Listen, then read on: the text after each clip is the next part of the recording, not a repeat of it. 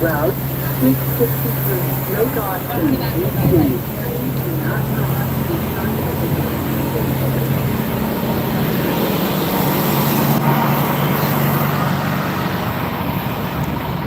We're walking in the UT campus over here, University of Texas at Austin specifically, because the UT is a system. The University of Texas has a long racist past, and including the violent arrests of hundreds of people for protesting the war just 2 years ago. Brutalizing and taking water away from people who are suffering from heat exhaustion, putting people in the heat distress, and making people go, students, making students go unconscious. Co-eds attacking their own students for being conscientious about war. And also the bleaching for many years. When undergraduates came in, new freshmen, there'd be UT people out from above throwing bleach down on people of color that were becoming freshmen. So it'd be the older seniors or whatever. Long history of white supremacy, long history. And currently I'm hearing reports that there are ultra MAGA type, ultra turning point type canvassers out here, right around here. And yeah. We're gonna take a look and see what's going on. Maybe news, maybe they've gone, I don't know. We'll find out.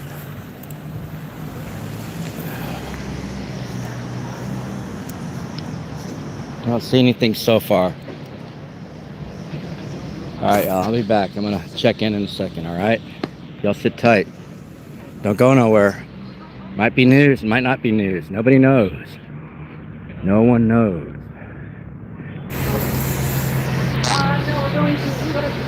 So, I was in the right spot. I don't know why.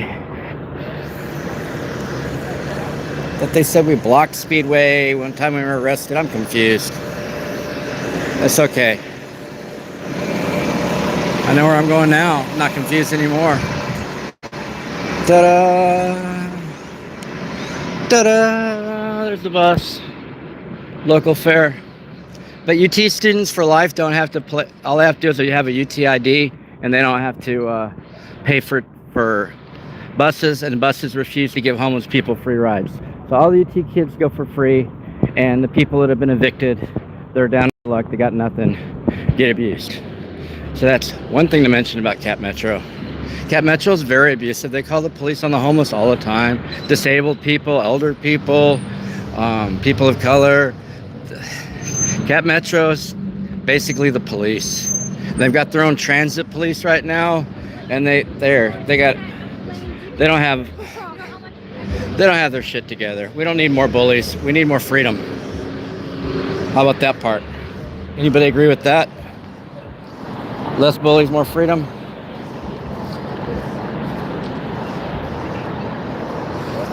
Everybody's on their cell phones nowadays.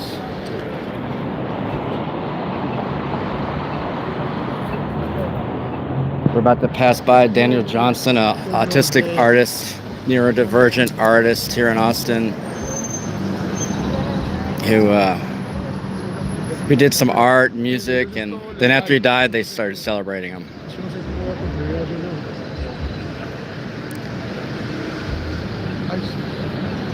Guadalupe. The wall sign is on across Guadalupe and Guadalupe. Yeah. Close, not quite. The computer voice didn't quite get it. Professors and students walking around.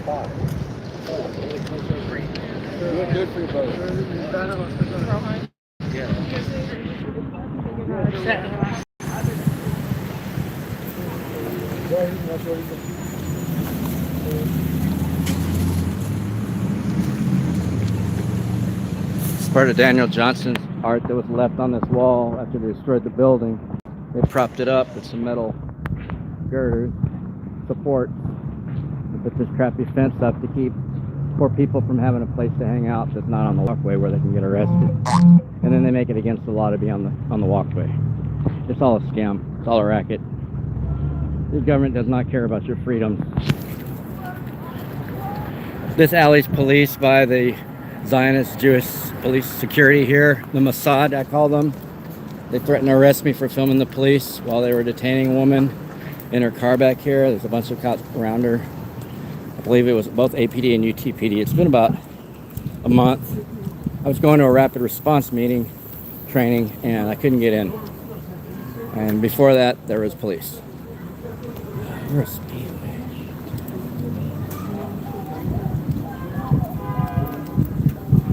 Should be close. There's your driverless car. Driverless car. Hi, driverless car. How's it going? What's kicking chicken? Oh, they're doing the free food thing? Y'all setting up the food? Y'all setting up? Awesome. What time y'all serve? I'm not sure. 6. 6? All right, cool. Yeah, they set up hamburgers. Give out hamburgers to everybody. It's mostly UT students. Everything's designed towards UT students and then sucking money out of UT students. It's a billion-dollar racket. Trust me. There's lots of money going on. There's lots of options for the money. You know where Speedway is? Yeah, Speedway is Past the water fountain? Yeah, just past the water. Oh, so I'm going the wrong way. Right, thanks. Yeah, so I'm going the wrong way. Shit. I was 3 blocks from where I was, but the opposite direction. That's not what the map said. But the map had me driving, and I'm not driving, obviously. The Lutheran Church, University Lutheran Church, is the one that gives out the hamburgers. They're pretty good sized hamburgers. They're all right.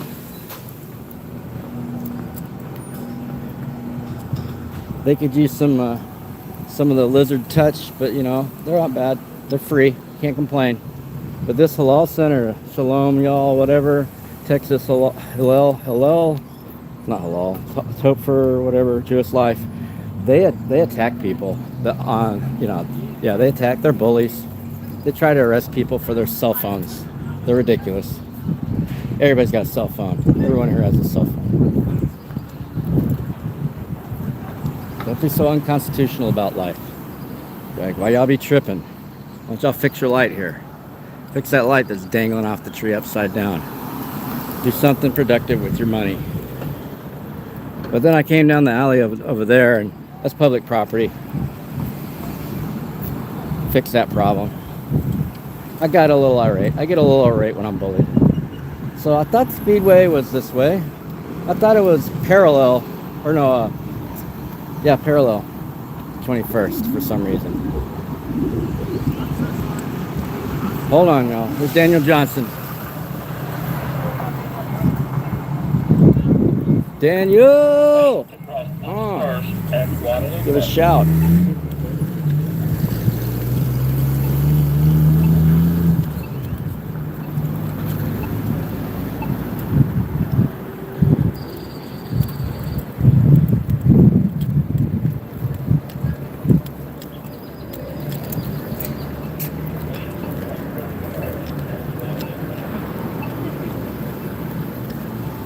That's Adobe over there, little mall, Target. Get a drink, get different things, go to bathrooms. You can join the army. The military's well entrenched with UT, the war.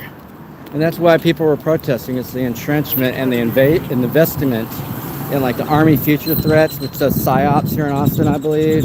Their house with UT downtown in the administration buildings. Raytheon, different companies that build bombs and missiles that kill children around the world, kill women and children around the world. They're invested with UT. So there's a lot of entrenchment, and people have a right to protest that. I mean, that's the democratic process. The fact that the UT, University of Texas administration, doesn't want to be democratic is the real problem. They don't want to respect they want to be constitutional. They want to violate people's rights and then drop the charges. Well, actually, the judge dropped the charges, refused to sign them for myself and others. 47 of us arrested one day. Going the wrong damn way. All right, hold on.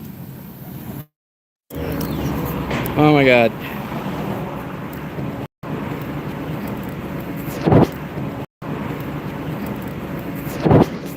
Yeah, it's a mess. anti-homeless, anti-human, anti-civility, supercilious civility, and you know, a lot of false narratives. A lot. There's your call it. There's a news camera right there for something. There's your fountain. I had to answer the phone because there's your news stringer. Look like a stringer like me. I'm about to find out. Should be on the next block. I was really close earlier. I zigged when I should have zagged, you know what I'm saying? So we're talking about the history of racism. So Austin's the last name for one of the first presidents, or the first president of the Republic of Texas, Stephen F. Austin, who was a very racist white supremacist murderer. He murdered and hired Buffalo Soldiers and other people to murder all the indigenous people that he could and steal their land. He started a war with Mexico. Remember the Alamo? He started a war with indigenous and Mexican people to take the land, and then they took the land, and this is a bastion of white supremacy. Yeah, I see the little tent down there. It might be them. But it's a bastion of historic white supremacy and harm. You know, killing buffaloes, killing indigenous tribal members, killing women and children, stealing land, stealing our riches, our wealth, the gold, and funding your empire off it, and then you want to gatekeep and charge us to come to your university or whatever. Like, there's a lot of by a lot of people. So, and to a lot of people who are real people with real problems. It's not fantasy. It's real, and it's our history. And I know that it's some people don't want to hear the history. It might hurt your feelings or something, but that's your own cognition. That's your own disability that you need to overcome. These are facts. If facts hurt you, then you live in fiction. Think about that for a minute, all right? I'm gonna walk around. Scooters, bicycles everywhere. Yet we're seeing, I just helped a bicyclist get out of jail who was beaten up by the police out here just a couple days ago for not having a bike light at night. They beat him up and charged him with resisting arrest. Was the only charge. A couple weeks before that, I saw APD in their police SUV run over and run a bicyclist or e-biker, I think it was, off the road and you know, ditch him. And then when he got up and complained, said, "What the F? What was that about?" They assaulted him, beat him up for resisting also. So we're seeing where some groups are here at Reawaken USA. Oh my goodness. There we are.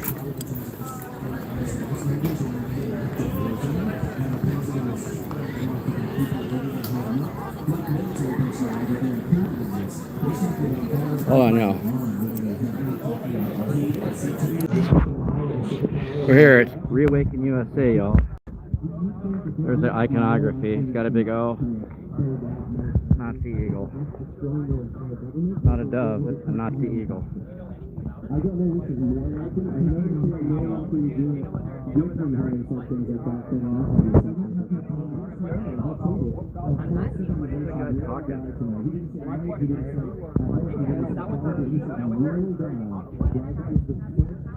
He tweeted this morning, never to be brought back again. I don't want that to happen, but it probably will. However, now that we have complete and total regime change, where different, smarter, and less radicalized minds prevail, maybe something revolutionary and wonderful can happen. Who knows? Can you tell me what the problem is? What do you mean what the problem is? The problem is that he said a whole civilization will die tonight. Yes, and a whole civilization should die tonight. A civilization that oppresses women, kills So that's, I think, a deplorable thing to say about people. Those people are not just political actors or military We personnel. got some They're political actual violent human beings, people here who are talking. civilians, people who were born in a country that they didn't choose to be born in, who were born in a military conflict they didn't choose to inherit, and are just trying to survive within it. And you think it's not only okay, but encourageable for the President of the United States, the most robust military power in the history of the world, to say publicly that their whole civilization will die tonight. And I'll tell you why, if you allow me to answer. Go for it. When he says a civilization will die tonight, he doesn't say every person in the civilization will die. And we know that because the rest of the tweet. What is a civilization? Done. The rest of the tweet, which you read, said that something better will come out of it, which implies that there will be people alive at the end of it. And you know that you're just intentionally misquoting him to convey a message that he. Exactly His quoted explicit him. words. It's very obvious that when he says a civilization will die, he means the structure of You the think society. it's obvious. You think Am I that done? the leader of the free world should be given the benefit of the doubt when talking about the lives of real people and the words death, civilization, and the world in this context. So just because you think it's funny or Evaluate the claims that it makes, the evidence that it gives that it's from God.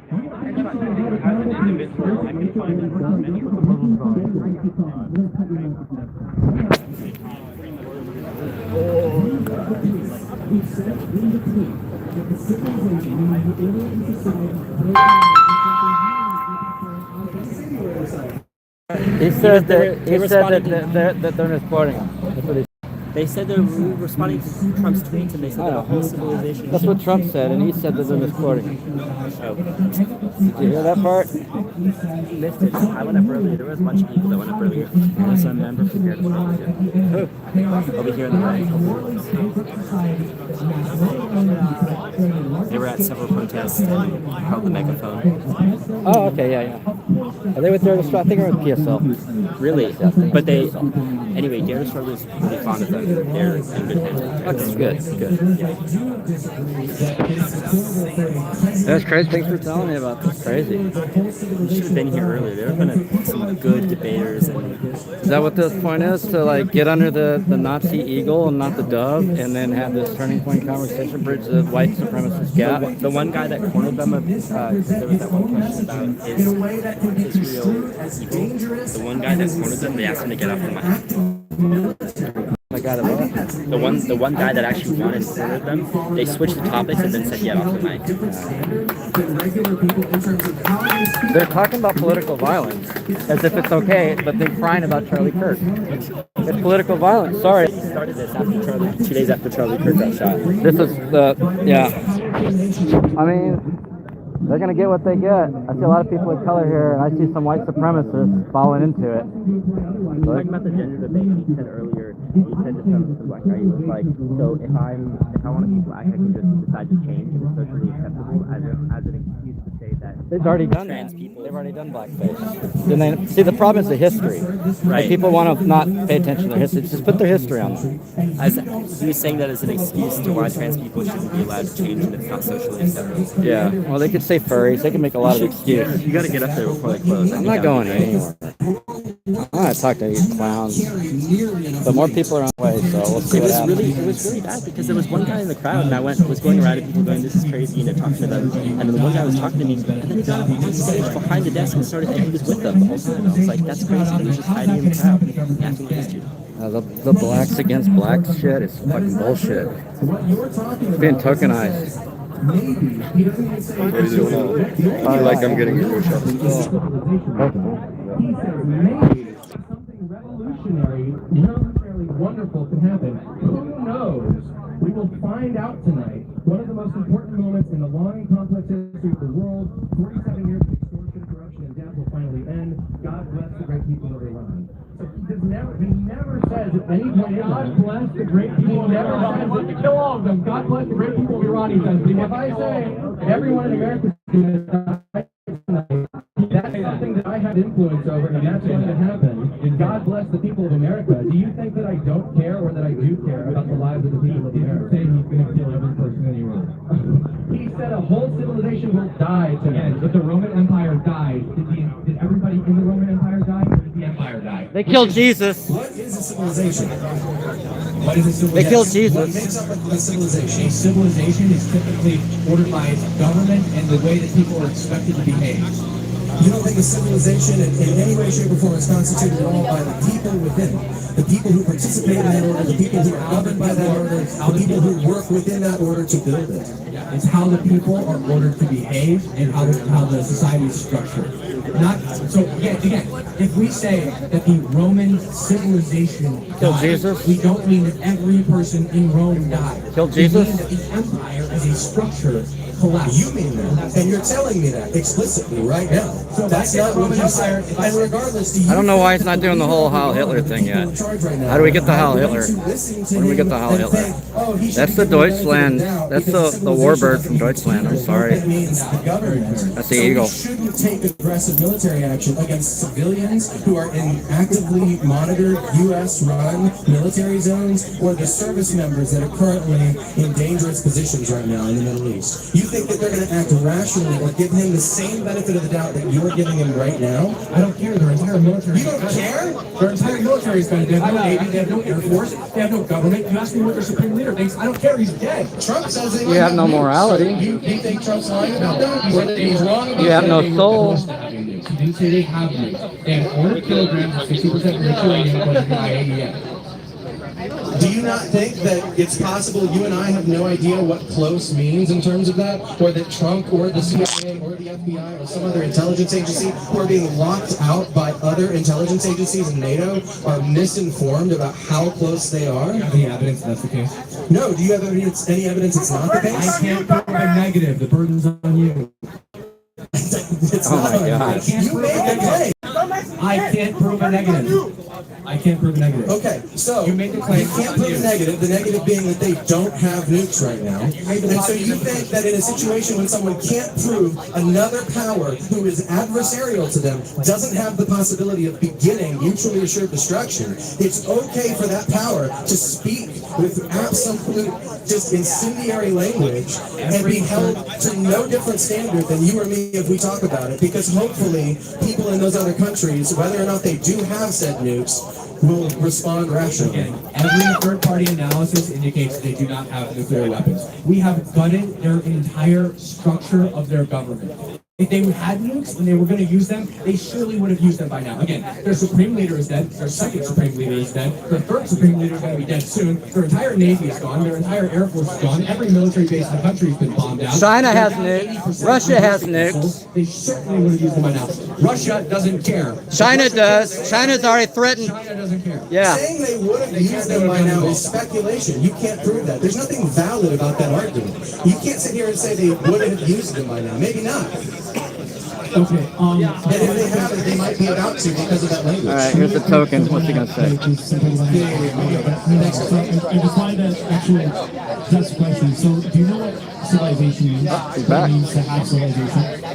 I would say that having civilization means that there is some amount of people that has structured their society in an ordered way so as to function together, usually non-nomadically, but there are nomadic societies throughout human history, in a way that creates security and preserves their either race, species, So, would you say that geographic hold, whatever. their civilization is dictated? They have something that's creating order. That's part of it. I think the people are inherently part of it. Yeah, and then like a government. Free Persia! Free Persia from Nazis! We can tell you Yeah. too. And then Ah. a civilization. We're live too. Talking about killing Persians. What about we kill Nazis? Like we did in the war. You gonna give us a salute or not? Civilization dies without order, without a government maintaining order and government. Give us a salute. So obviously he's Give us a talking salute. about- He's talking about the premise of civilization, Yeah. which is a government. This stuff makes me want to vomit. Sorry. And he hopes it does. I can't vomit in here because then I'd be in my face. You're putting words in his mouth. Man, I'm too lazy to fucking edit. I found that out. Do it on them if you have to. An entire population Hold it up. I figured this pink would set them off too. They're not gonna like this. Of all the colors, I was thinking, what color do I go with? The pink. Without government. I want to have it. I want to have it. Civilization will die to them. I mean, and the common person. What about you take all their books and replace them with Qurans? They have Qurans. They have Qurans? Oh, okay. And that one guy that went up there who was debating about the Quran with them cornered them and proved that they were wrong, and they asked them to get up. Yeah, because they just they're not trying to bridge the gap. There's an Islam club out here, and they were talking to everyone in the crowd. They were like, oh shit. Also, look at his little security badge. I know, I saw that. The definition of civilization is the state of human, social, and cultural development. I didn't know. I thought maybe it's just people like doing man on the street. Like, what do you think about it? This is like organized. Like, you should have been permitted. UT is taking money from them to permit this. UT should be protested for that. Well, UT was getting rid of like, he's not talking about the people around. He's talking about the government structure. Anti-war protesters and other studies too that were like they were violently getting rid of anti-war protesters, including myself, which I was just filming. Yep. You were there for the Palestine. You don't think they're going to do anything? You think they're just sitting over there twiddling their thumbs? UT's racist. That's the problem. UT's a fucking planned fucking alpha. Commanding officers are Mossad spies or not. Yeah, they bombed Israel, they bombed Lebanon, there are people in the States and other countries who are suffering because of the actions of the United States. And that country, Iran, regardless of their own personal military abilities right now or lack thereof, he's like, I lock and deadbolt my door and I keep a gun on my nightstand every night. Good, maybe he'll shoot himself in the nuts and not procreate. On accident, I mean. Accidents do happen. Yeah. It's called karma accidents. It's an act of God. I can't control it. Supported by Russian intelligence, that Russia won't get involved in a meaningful way, and there won't be incendiary language from the other side. So I'm just going to say, I think Russia's scheduled a little bit filmed.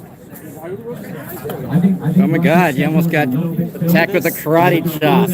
He was going to karate chop, slap your ass. We're it. We're it. The majority of the forces on both sides using a weapon that I grew up hunting on. It is a sniper rifle that was manufactured in the 1800s. It's bolt action. Oh my bad, no, I wanted this hat.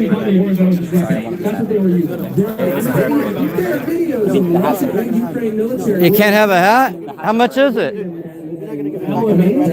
gonna grab it? Hold on. And Moscow. Like, I'll give you another hat. You're gonna assault them? That'll be good. I'll watch it. Let me watch. I want to watch you assault somebody.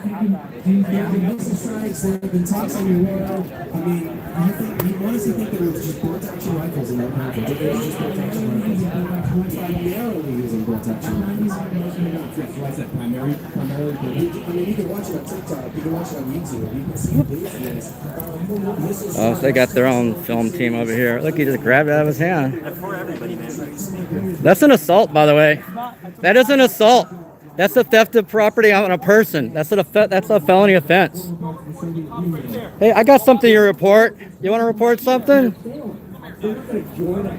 They just assaulted him.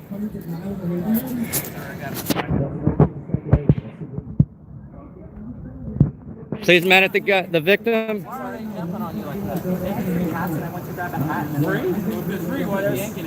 Because they don't want him to have it.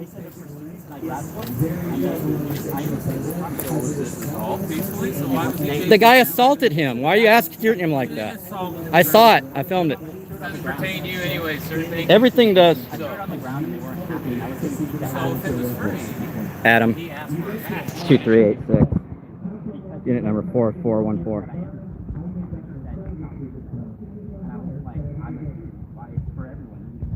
You didn't even have to talk to him. It was. Does it say like free? No, but they put it out and they were like offering. They have it on their camera. The whole assault on their own cameras. I'm sorry, I'm not trying to like. He's saying assault, but he's assaulted. Took something out of his hand. Okay. Is there any physical contact? Yes. Did he punch you? Yes. Really? I mean, I watched the whole thing. He twisted my hand. I thought. Okay, are you wanting to press charge? Okay. License number is 1579262. Officer Adam. Yeah, it's always going to be one way with these fucking right-wing cops. Got a bias.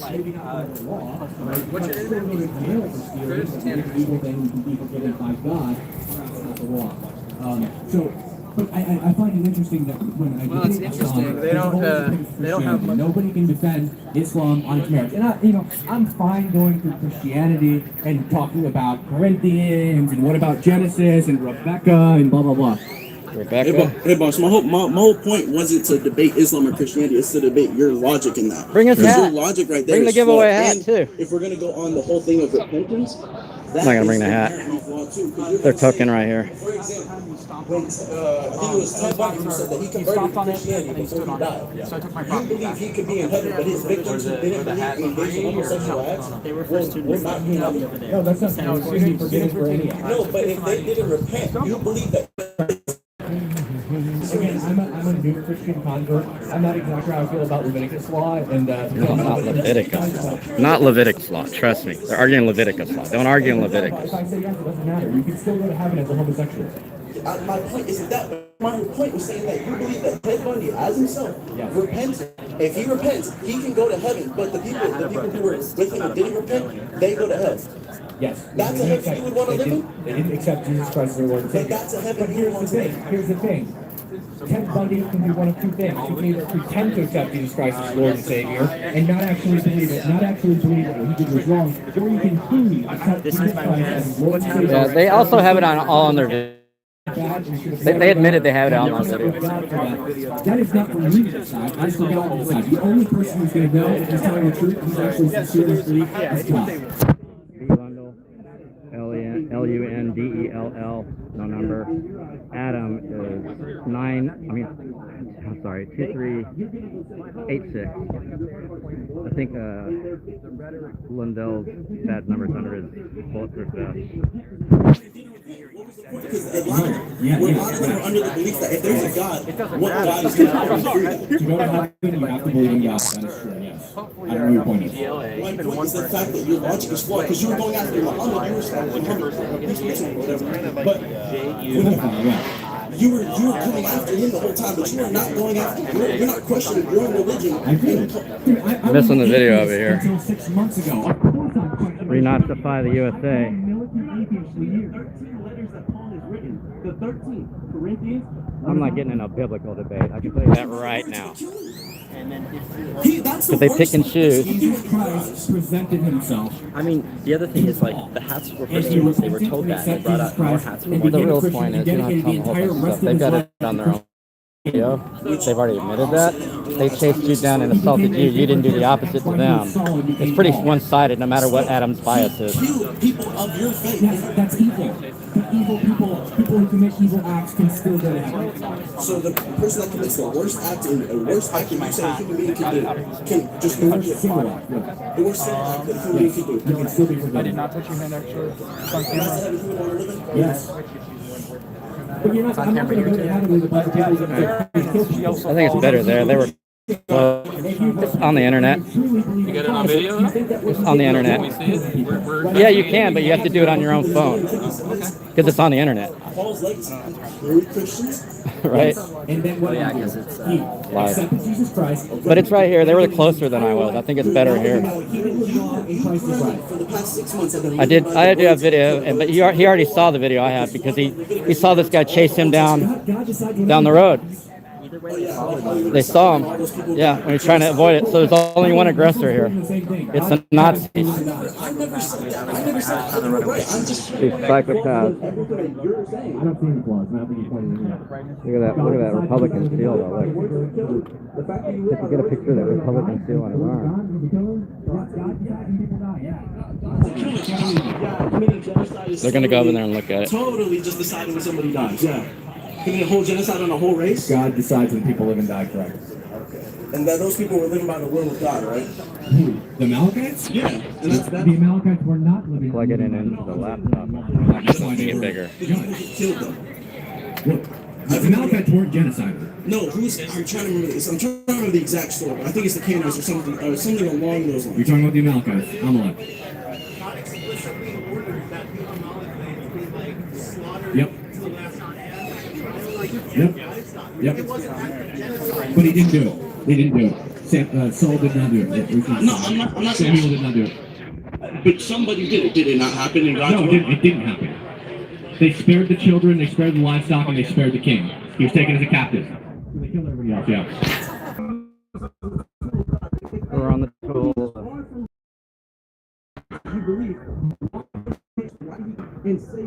Because Paul was one person. The Amalekites had an entire society of murderous. Would you rather have one person live by your word, or would you rather have a whole society live by your word?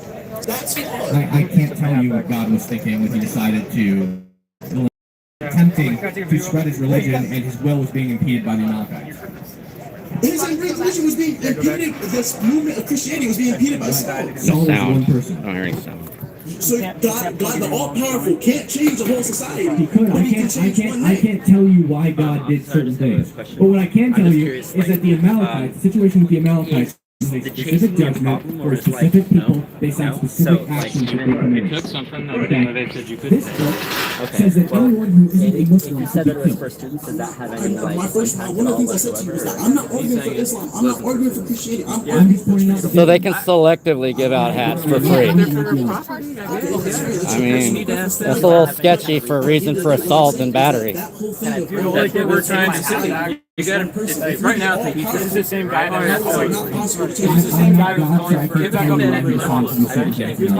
is that not something you question yourself? You can still back up and still try to do it. It's just having some battery. My life, where I argue with people just like this, Stand your ground, listen to what they say, but you don't have to I'm respond. telling you, if anybody's questioning stuff, it's me. That's not my question to you. Are you currently today questioning that moment or that action of God? Yeah, I have to talk about it a lot because people like you come up to my tables and ask me about the Amalekites every day. I'm not saying do you research, do you question about it? I think that God had justification to judge the Amalekites. They were murdering sick and pregnant women and Right, children. but do you not see the inconsistency in him trying to change one person versus changing the whole society and what that could have done for Christianity? Again, there are different tools for different situations. I don't mine a cave with a shovel. I use a pickaxe. So you don't say that, oh, I can murder, God, go ahead, go murder a society. I'll still worship you. But yeah, don't change, God didn't tell me to go murder a society. He told the Israelites to murder a society, or to, not even murder, right? Because it was justified. It was judgment. So God ordered the Amalekites to be wiped out 2,000 years ago. It was a specific time-bound command. Right. So again, like I said, that God murders a whole society. It doesn't change them. Murder. Judge that whole society. Is that better? That's fine. Okay. So he judges a whole society, but then he redeems one person. Because that one person is so much, he changes the word of It Christianity. could be anything. Perhaps the Amalekites didn't have it in them to accept it. But a murderer Christian did. A murderer Christian did. I don't know. God knows that. I don't know what's in part, and I don't know what's in, well, I do know what's in Paul's heart now because he wrote about it. I don't know what was in the heart of the Amalekites, but I do know that they were slaughtering pregnant women and children. They were slaughtering Christians. No, they were slaughtering Jews. No, I'm not talking. I'm saying Paul himself. He was slaughtering Christians. Was he not? Again, I can't tell you why God decided to judge the Amalekite society and redeem Paul. Perhaps Paul had it in his heart, which we know is true, and the Amalekites didn't. We don't know. I'm not God. I can't tell you. But is that not an inconsistency in how it's found? We don't know that it's an inconsistency. Again, I don't mind a cave with a shovel. I use a pickaxe. I don't dig the ground with a pickaxe. I use a shovel. Different tools for different situations. Is it okay to kill Jews? Is it okay to kill Jews? Of course it's not okay to kill Jews. Nazis kill Jews. You represent the Nazis right here, right here, right here, right here. You do. That's a Nazi fucking eagle right there. You represent white supremacy. White supremacy that my grandfather fought against. Our people fought and killed, and you become it. And you fucking become it. And your anti-Islamic bullshit is all white supremacy. You're a goyim. You're a goyim like Charlie Kirk was, which was a psyop. You're a white supremacist misusing Christianity. The only things in the Bible you need to be paying attention to are the ones in red. That's Jesus talking. I don't think that all Muslims should be killed. I think they should accept Christ. Just all Iranians. Just all Iranians. I love Muslims. Plus But I Persians. think they're misguided. Just Persians, right? Just What about Persians? They're very You just said it's, casualty count you were is zero. supporting that. You're supporting that I genocide. support dismantling the IRGC, which is systematically killing their own people. So you're for genocide. No, That not means for you're a genocide. fucking Nazi. Because I Case don't closed. think Thank you. people should be killed. Okay. Have fun, man. Hi there. How's it going? Nice to meet you. I'm Cam. Cam, huh? I need to come over? Oh, I thought you were talking to me, Adam. Come on, Cam. That's fine. How's it going? What's your badge number? Cool. I couldn't see it because like y'all have different vests. Yeah, that's what I figured. 2003? 2603. Oh, 2603. I Thanks. don't mean that there aren't children who think that they're transgender or think that they're the opposite sex. Is Adam's in charge? Or Adam? I'm sorry, Adam. He's got a bias. There's a problem under the constitutional law. They can't have a bias against one side or the other.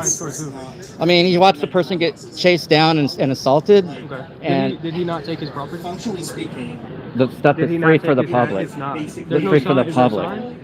They had already established that. They had already established it. They'd already given it out and said they were free to the students. So yeah, I mean, he was there. He already told you. So if I go chase somebody down and assault them, that's against the law. And Adams is clearly showing a bias towards the right. Does he have white supremacy? His water bottle? I'm not going to take his water bottle. If he's giving them out to the public, that doesn't count. They're not giving it out. But when they do, that doesn't count. They're not giving it But when they do, it doesn't count, right? They're not. But if he had a whole cooler full of water balls and giving out to people in the hot summer sun, that would. They're having a rally for the public, yeah. Water bottle by speaking. Huh? Like the hatch by speaking. Yeah. Oh, by speaking. I think he spoke to him. He just wasn't on the mic. But there's no written rule, so that's some kind of decorum shit that doesn't exist. But if I chase you down and go take something from you, that's an assault. You can't chase people down like that. It's abusive behavior. 2% of the population. And this is not. Yeah, I think you're pushing it. I mean, I think you're trying to rationalize your discretion. Huh? Do you have your ID on you? You can show me yours, but I don't have to show you mine. I'm constitutionally protected by the First Amendment. Standing here filming. On the campus of a higher education? I'm on public property, yes. So according to Do whatever you're going to do. Do it. I plead the Fifth. I have the First Amendment. I can read it for you. Would you like me to read the First Amendment to you? Can you name the 5 elements? Or 4 of the 5 elements of the First Amendment? It is approximately 2 or 3 million Let's people, see. which is about the same as the number of people. Oh, it's a little beat up, but I got a copy of it. Stereotypes, the number of people Let's see here. who identify as transgender. No. This is a serious segment of society. And the Congress shall make no laws respecting the establishment of religion or prohibiting the free exercise, there abridging the freedom of speech or of the press or the right of the people peaceably to assemble. Oh, I thought you had a problem. Okay, you're done? You're good? Okay. Anytime you want me to read this. So it's not just adults. We got it's also this. children. And like age appropriate. They're going to write me a check before this is over. Watch. Of gender dysphoria is arguably like it is very helpful for transgender people. It reduces suicidality, it reduces suicidal ideation, it greatly increases both mental and physical So now he's going to show no bias after showing a bias. That's convenient. Affirming intervention decreases suicidality by something like a factor of 20%. You know, using the right names, using the right pronouns, parental acceptance, social transition, medical transition, all of these things reduce suicidality, each of them, by something on the order of 20%. This is the equivalent of a medical miracle. And frankly, the proposed, the reason that people often give as to why these should not be So they placed him under custodial arrest and it's not free to leave. So I'm kind of scared of it. we'll see.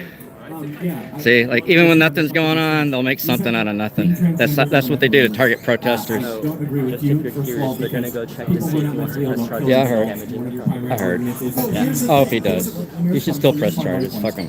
He can't be aggressive. They can't come on the school and be aggressive. What if that was actually a UT student? I'm going to prove that they gave me the hat. I'm going to prove that they said I can have the hat.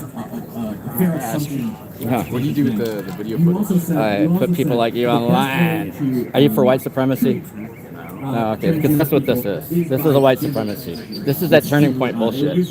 They've already admitted it, so. Yeah, I was trying to watch. The arguments just were going in circles. Yeah, He doesn't want to do anything. He just wants you to be respectful. That's all. I'll let you. I understand. And listen, I support this 100%. I let you talk to the conclusion, so please Just when- allow me like the that same for a respect. Yes. There's the Karolinska Institute 2011. I know you're doing your job. From Sweden that found that suicidality raises I know. So we also after have a job. Operation I know, After I'm People just doing my Transition. job. If There's you're- also the China Export if you're Statistics exec EMR study here, I'm not gonna from trespass you right 2023, which evaluated 90 healthcare organizations in the United States and 96 million patients, and found that suicidality was higher after transgender people received their operation than it was before they received their operation. And there's also the Danish nationwide cohort from 1980 to 2021, which found the same, that people are more likely to kill themselves after they've received They're not gonna sexual shake my assignment hand? surgery than they are before Damn. they receive sexual assignment surgery.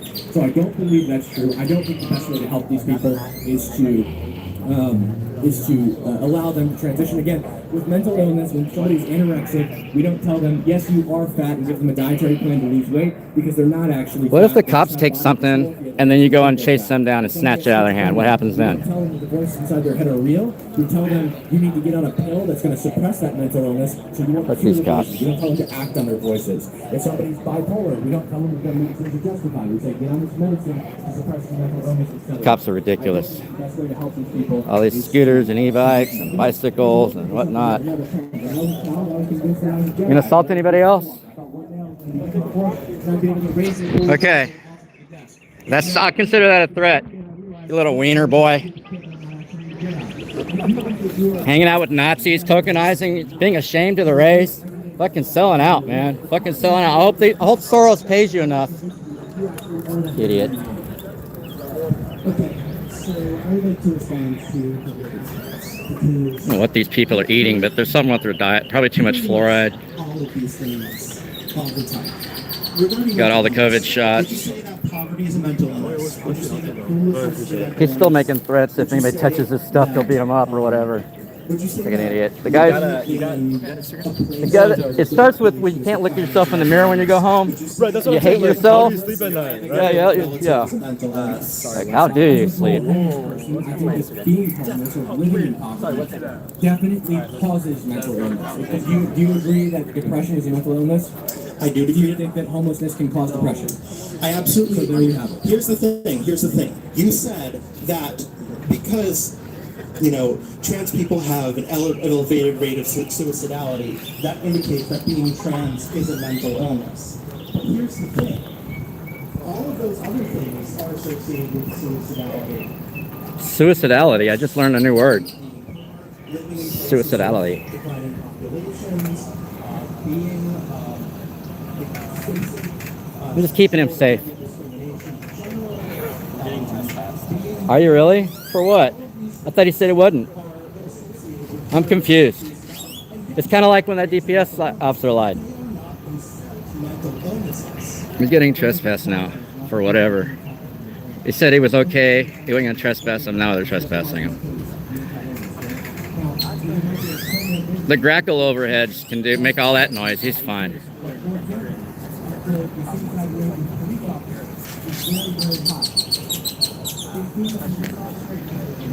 No. Yes.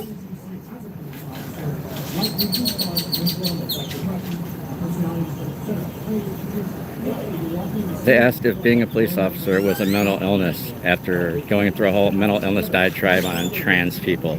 Yeah, being a police officer is a mental illness. There's a high suicide rate to prove it. There you go. By their own facts. High alcoholism, high abuse rate.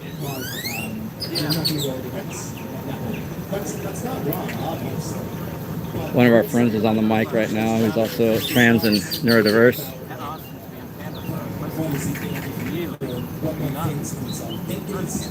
Fundamentally, This is going to be yours. 2 years? Oh. This is going to be yours. now we have differences in psychology. In other words, now, You're here for football game? Like the structures of the brains of people who are transgender and part of them to control cisgender people, cisgender brains. I encourage you, if you're going to be part of the club that's going to be affiliated, you know you have an and they actually show transgender women So they're criminally trespassing this guy for 2 years from UT.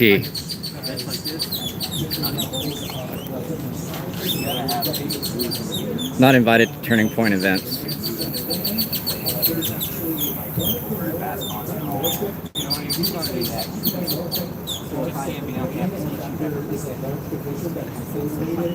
with like common traits that are, terms to be determinants of biological status. So things like that. And yes, and then the technical terminology is a lot more simple than the pure terms of science and products and statements between transgender women and this is 21st. and between transgender men and transgender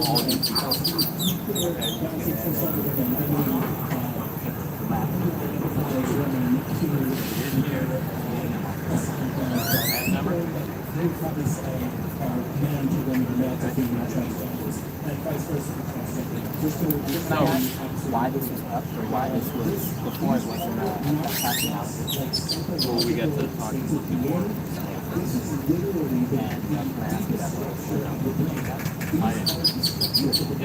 was my decision. Can I ask why that was?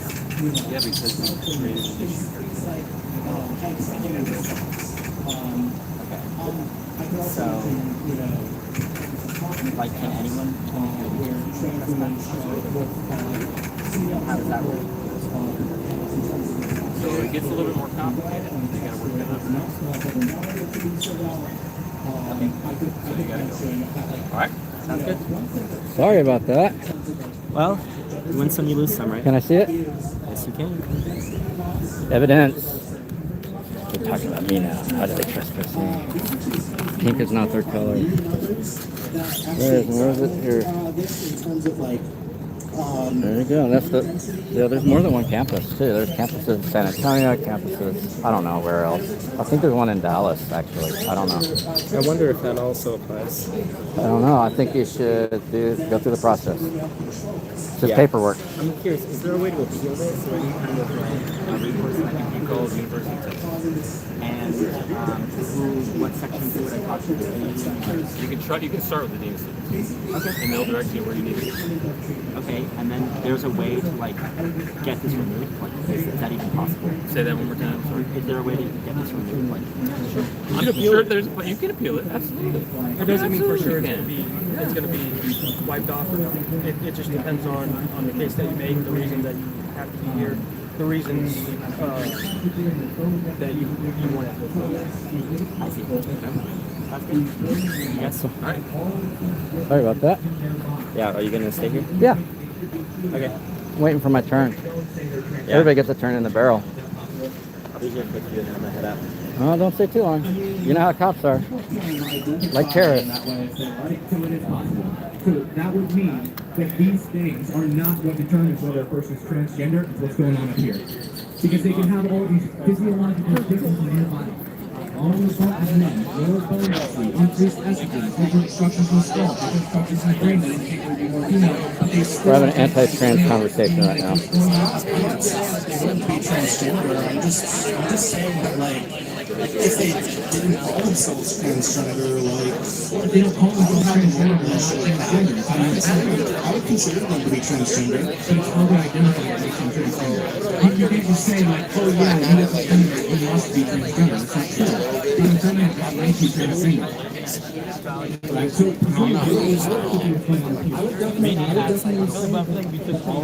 They all take well, I don't think that's for you to prescribe what other people are or not, based on how they're feeling. I would respect how they feel and what they call themselves, but like it is an example of how gender varies. So do you think it's fair if I find somebody in this crowd who's a man but looks at me and I say, yep, that's a transgender?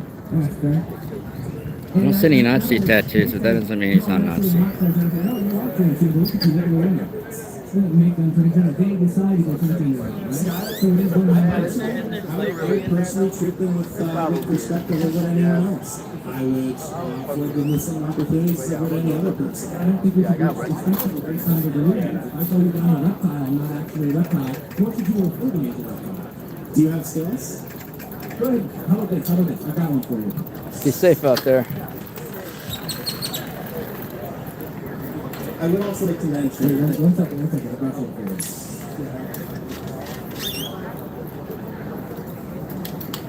you. There's a walk of shame right there. Walk of shame. So if this person says that they're a reptile, should you respect that and refer them as a reptile? Ooh, I don't think so, right?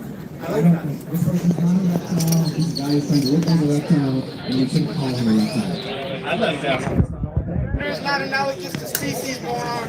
Yeah, also, we have unusually low levels of sexual dimorphism compared to even a lot of other primates who are already fairly low on sexual dimorphism. We compare us to there's some animals, they're types of fish. What? Are they human? They're not humans. So we're making prescriptions about humans, not about seahorses. I'm not talking about seahorses. He was being specious. What I got. Okay, I'm just saying that in the grand scheme of things, we have very low levels of sexual dimorphism. Our females aren't 300 times the size of our males or anything like that. I did. My point, idiot? Peanut gallery, please be quiet. my point is that compared to the boundaries that you could say other animals would have to pass over to be we could call them biologically male or biologically female, and a lot of animals do.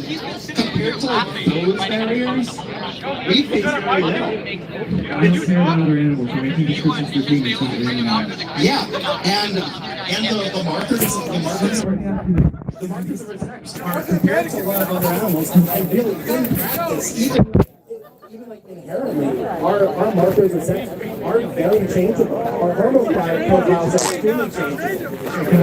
Bioidentical estrogen, let me tell you. Can I be black? Gender is not analogous to race, you fucking idiot. Peanut gallery, please be quiet. Can you be black? I know, as long as can I be black if I want to? Do it. Do it. So do you think that being black? They terminally trespassed him after that Nazi over the black Nazi assaulted him.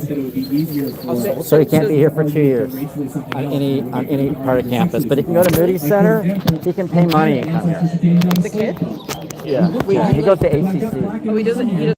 Yeah. So, but they said they can do it. They said they can do it to anybody. Yeah, but that he took a hat that was supposed to be free. I've been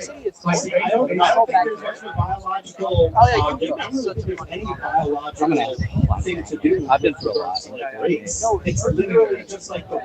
Yeah, he went and grabbed it out of a can, which is considered assault. If I chase you down over there, what I'm saying, the cops saw it, but the cops are not. These cops are all Nazis. The cop has a bias. The way that people treat you in terms of social Just said he was a problem. So any of us could be a problem at any time. Even if you go to UT, and it's 2 years. So the statutory limit on criminal trespassing is state law. 1 year, 12 months. 2 years here. That race is because it's suppressing free speech, because the Nazis run this campus. This is one of the most racist campuses in Texas that I've ever met. And I went to Waco, I graduated from Baylor. Yeah. They were racist. But here, they used to have bleaching events with upper students with race and minorities to come in for freshmen. They would pour bleach on them from upper floors. That's happened for years. Well, no. One of you leading sort of steam. One of you has a longer beard and mustache. Even a hospital. Slave owning land. He killed the buffalo. He killed the tribe, the buffalo soldiers. One of you, Squatview's kind of what these kind If a lot of people look up, if you were like in a criminal gang, are you bald? I think it looks like you're bald under there. Oh, together, they have to cover each other's ass. So I'm going to take it back to the topic. You got 1,600 good cops, you got 2 bad cops. how do systemic? So how do transgender get fix this? I mean, a lot of firsts have, persistent, consistent, and consistent. No, that's not the first. The first one, that used to be. The Supreme Court said they don't do that, so they just have to protect themselves. Officer safety over your safety is the prime directive. What makes it They've gotten out of control. Things have changed. What makes them trans is that it is an indicator. You're talking to someone who lost a family member. If shot my dog in cold blood, and I sued him, I'm winning federal court. I'm winning federal court twice. I get bad cops fired. I get cops. Like these cops about raping women drawn in fields. These cops are dirtbags. That's why I can't it comes from a place of privilege and I understand. Everybody in the hood knows what's going on with the cops. They know they're worse criminals in prison. And you're over here giving me the good cop, bad cop. There's no such thing. You're either abiding by the law and the Constitution, or you're breaking. That's it. Agreed? And so all good cops hate bad cops. So if you don't hate bad cops, then it's a cognitive issue. Yeah. I know what gender dysphoria is. Dysphoria is comfort, is discomfort and mental anguish originating from a mismatch between one's dicks and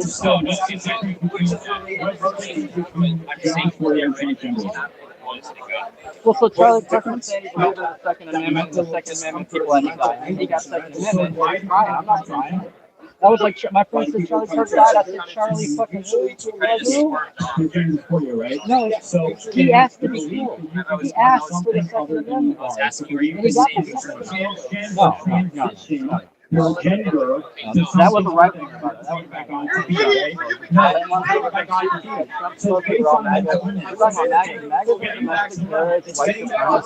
Like this guy, and actually that guy. So that's a confusing thing, I know, but we've been here before in America. You have to go to the doctor, you have to start going through transition. Not necessarily. So if you're transgender, right, and you're a kid, I know people. I've lived experience, and I have faced Nazis face to face with Nazi tattoos and all that, and they're aligned with these guys. They're aligned together. I've filmed cops that have Nazi tattoos and SS stuff on them. Like I know what a Nazi is, and I've known ex-white supremacists that have told me that they're all Nazis, and they live their whole life getting raped by their Nazi parents, Aryan Brotherhood, and they said they're all Nazis together. In MAGA, they're all Nazis together. Okay.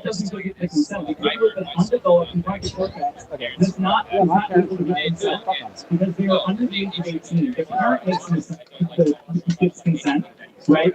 Meaning if the kid never makes a choice, it's not able to make choices. Do you believe I mean, if white supremacy is evil, then MAGA steeped in white supremacy. Okay. And also rape culture. That's the thing. But they're still worshiping white supremacy. We enable white supremacy. But the other thing is they didn't really vote. There's no real vote. So they didn't vote. They think this is calling whatever. They're dividing people on the news. It's all psyop. It's all psyop. So neither party gets a fuck about it. If we really cared, my parents said they would help people right off. They wouldn't be trying to push people down. It's very basic. For everyone to use the life of Jesus Christ. That's why you don't like it. Because she turned her back in a false ideology of revising the happenings of the world. Yeah, they don't think they're Nazis either. She still has gender dysphoria, but she finds an affirmation with Jesus. You know what that? You know Germany. That's a Deutschland iron fucking eagle. That's a part of. So the Romans had an eagle when they killed Jesus. This is a hierarchy and a legacy that's been going on. But they had that before Hitler transcribed it. He stole their iconography. I know Those guys? dozens for each of those. I'm letting these people talk. I'm not really here to talk to them. You knew from childhood that they were not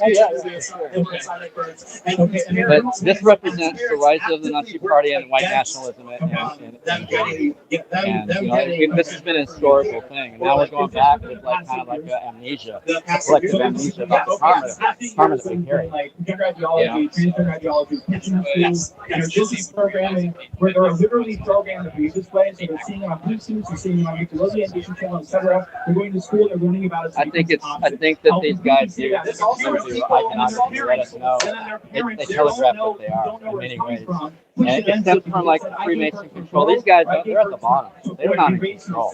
These are just clowns. This is not 3K clowns. This is basically across every time period. I know trans people in I mean, I have more degrees than you do. I have more degrees than you do. I'm a member of the press. I've been doing stuff. I've been like saving lives. I'm a hero. I've done so much. And these guys are clowns. They're just trying to influence. So I've saved an untold number of dogs in the Fifth Circuit from being killed by police because I sued them. I recently won a press rights case in the federal court that protects our equipment and our data from unused persecution without a subpoena. It was already in case law, but because it never been associated with filming the police, I did that. I just did that last year. So I'm holding the law that's protecting people in Minnesota from ice grabbing their phones. Remember how that's happening? They're using my case law when they sue, and the police have to create policies that correspond with the law, or else they kind of fail. So I'm doing a lot of work, and I've helped defend homeless police. I've been with families who've been killed by police and helped them in their justice campaigns. Many people are killed. Dark people with deep dark color are the ones that are associated, the ones that are in the struggle. You'll never understand. Asians will never understand the struggle here. They're all treated like white people. It's different. It's different. I've been arrested 25 times for filming. I mean, in Austin, I've won every fucking law. I've 23 cases. I've never lost a case. I even do it without attorneys. I know what's going on. I see. So my dad went to a party when I was a kid. I was a teenager. He came back from the party. He was in the Highland Park in Dallas where rich people are. And at the top of the fucking mansion, right on the top was a Nazi flag. It was for the rich people. It was a big gathering. And then one of the DJ that invited him, my dad was a DJ, said, "Don't you ever fucking tell anybody about this." He like got all mad. Nazis are in control of all these motherfuckers. Freemasons and Nazis. It's not fantasy. It's not a conspiracy. It's real. It happened in Project Paperclip. You can look this up. I know what Project. So that's where we got NASA. That's where we got fucking fluoride in the law. That's where we got methamphetamine. Like the Nazis are evil, and they were channeling. They were using the Brill to channel dark things. Right. So do you not think it's because they live off, they define their existence and their white supremacy. Asians have been oppressed in the You're in a world. I know. I've got friends. I got a friend that's half white and half Asian. He does not understand the struggle. Until you live in a neighborhood where they're shooting off guns every night, and you got landlords and slumlords and all this shit, and you have to be targeted by police. You can't understand the struggle. You're on the outside trying to understand what the elephant looks like in the box blindly. You got to live it. You got to have lived experience. I mean, I've already got, like I said, I went to Ivy League schools. I already graduated. What are you telling me? I told you I graduated from Baylor. I graduated from CSUC. I was in environmental science. I was a network engineer for Microsoft. I teach lawyers how to do their job here. Yeah, it's better, more Ivy League than privately. Here's the thing. I was going to come here, but I'm glad I didn't. Jesus Christ, I'm going to look to you face and say, well, there's 20,000 manuscripts defining his existence, over 500 eyewitness accounts. And then two, my affirmation in God is not my affirmation about God. My affirmation from God does not come. I'm not interested in I get it from him. I know he exists. I've had experiences with him. And I have a testimony. Transgenderism, it's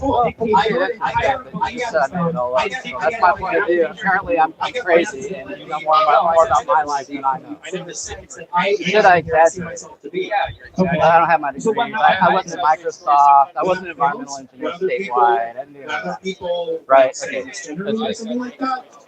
I mean, Well, just because you lie doesn't mean I lie. You understand that? That's what people lie naturally think. I know a lot of people, like, the reason I'm able to do this. So maybe that was an exaggeration, but that doesn't mean I have people in my life, people who are, willing to see like what? Like what? So you came here to debate. You must be a master debater, but your hands are gonna get hairy with your ego. Get out of your ego and think about what serves the greater good. Does what serves the greater good support Nazis, or does it call out Nazis? Did your grandparents support Nazis, or did they fight Nazis? That's what I'm saying. This is Nazi symbology with Nazi talking points. You're arguing on their side, either like a devil's advocate, either a devil's advocate or something, but like you're challenging me on their talking points. Right? To have relationships. They said they're not Nazis. They're not. They're definitely not. To follow him and to transition to follow. You can have relationships. I've already had people from the Aryan Brotherhood that have been raised in Florida tell me they're not. All right, and I really hope that when you get that affirmation, you're going to realize you don't need the world, and eventually they hear it. You just have to see what's going on. You got to know it for you, because that's your privilege. And so until you get through your cognitive dissonance, you're never going to be. I'm trying to figure out, like, teacup. I can't fill your teacup when it's full.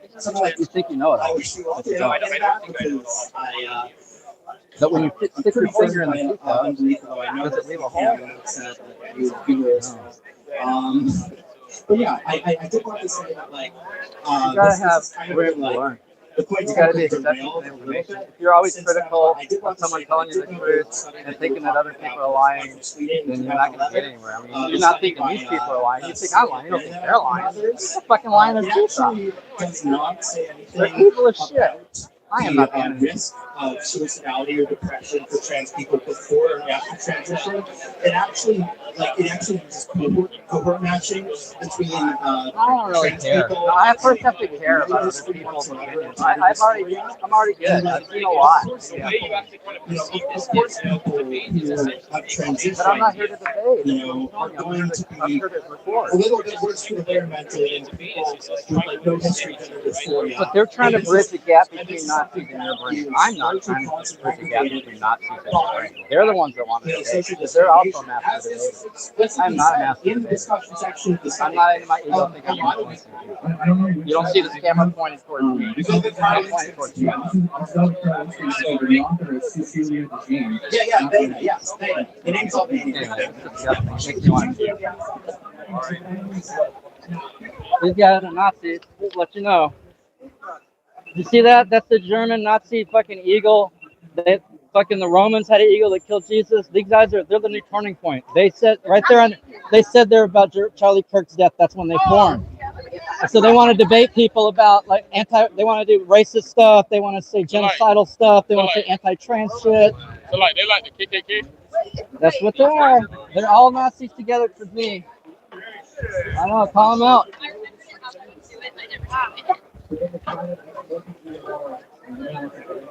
Not getting good audio over there.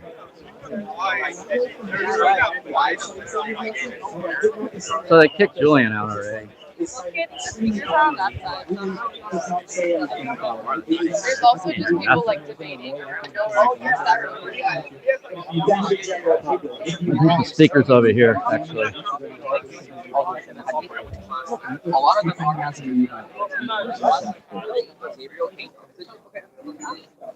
Oh yeah, absolutely. Yeah, I see other people in line. Sorry to hog the mic. I see you're from upstate New York. I am, yeah. Bill's Mafia? No, upstate, not Western. How did you know I'm from upstate? SUNY Canton? Huh?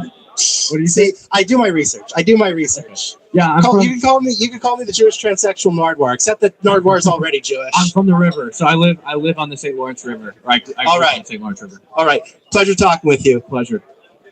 And I think before we get into the next one, I just want to say, we love every person here. We don't hate any person here. I don't hate you if you're a Muslim. I don't hate you if you're transgender. I hate you if you're Iranian, black. I don't Persian. hate you if you're white. I don't hate you if you're Mexican. I don't hate you if Persian. you're an immigrant. I love everybody.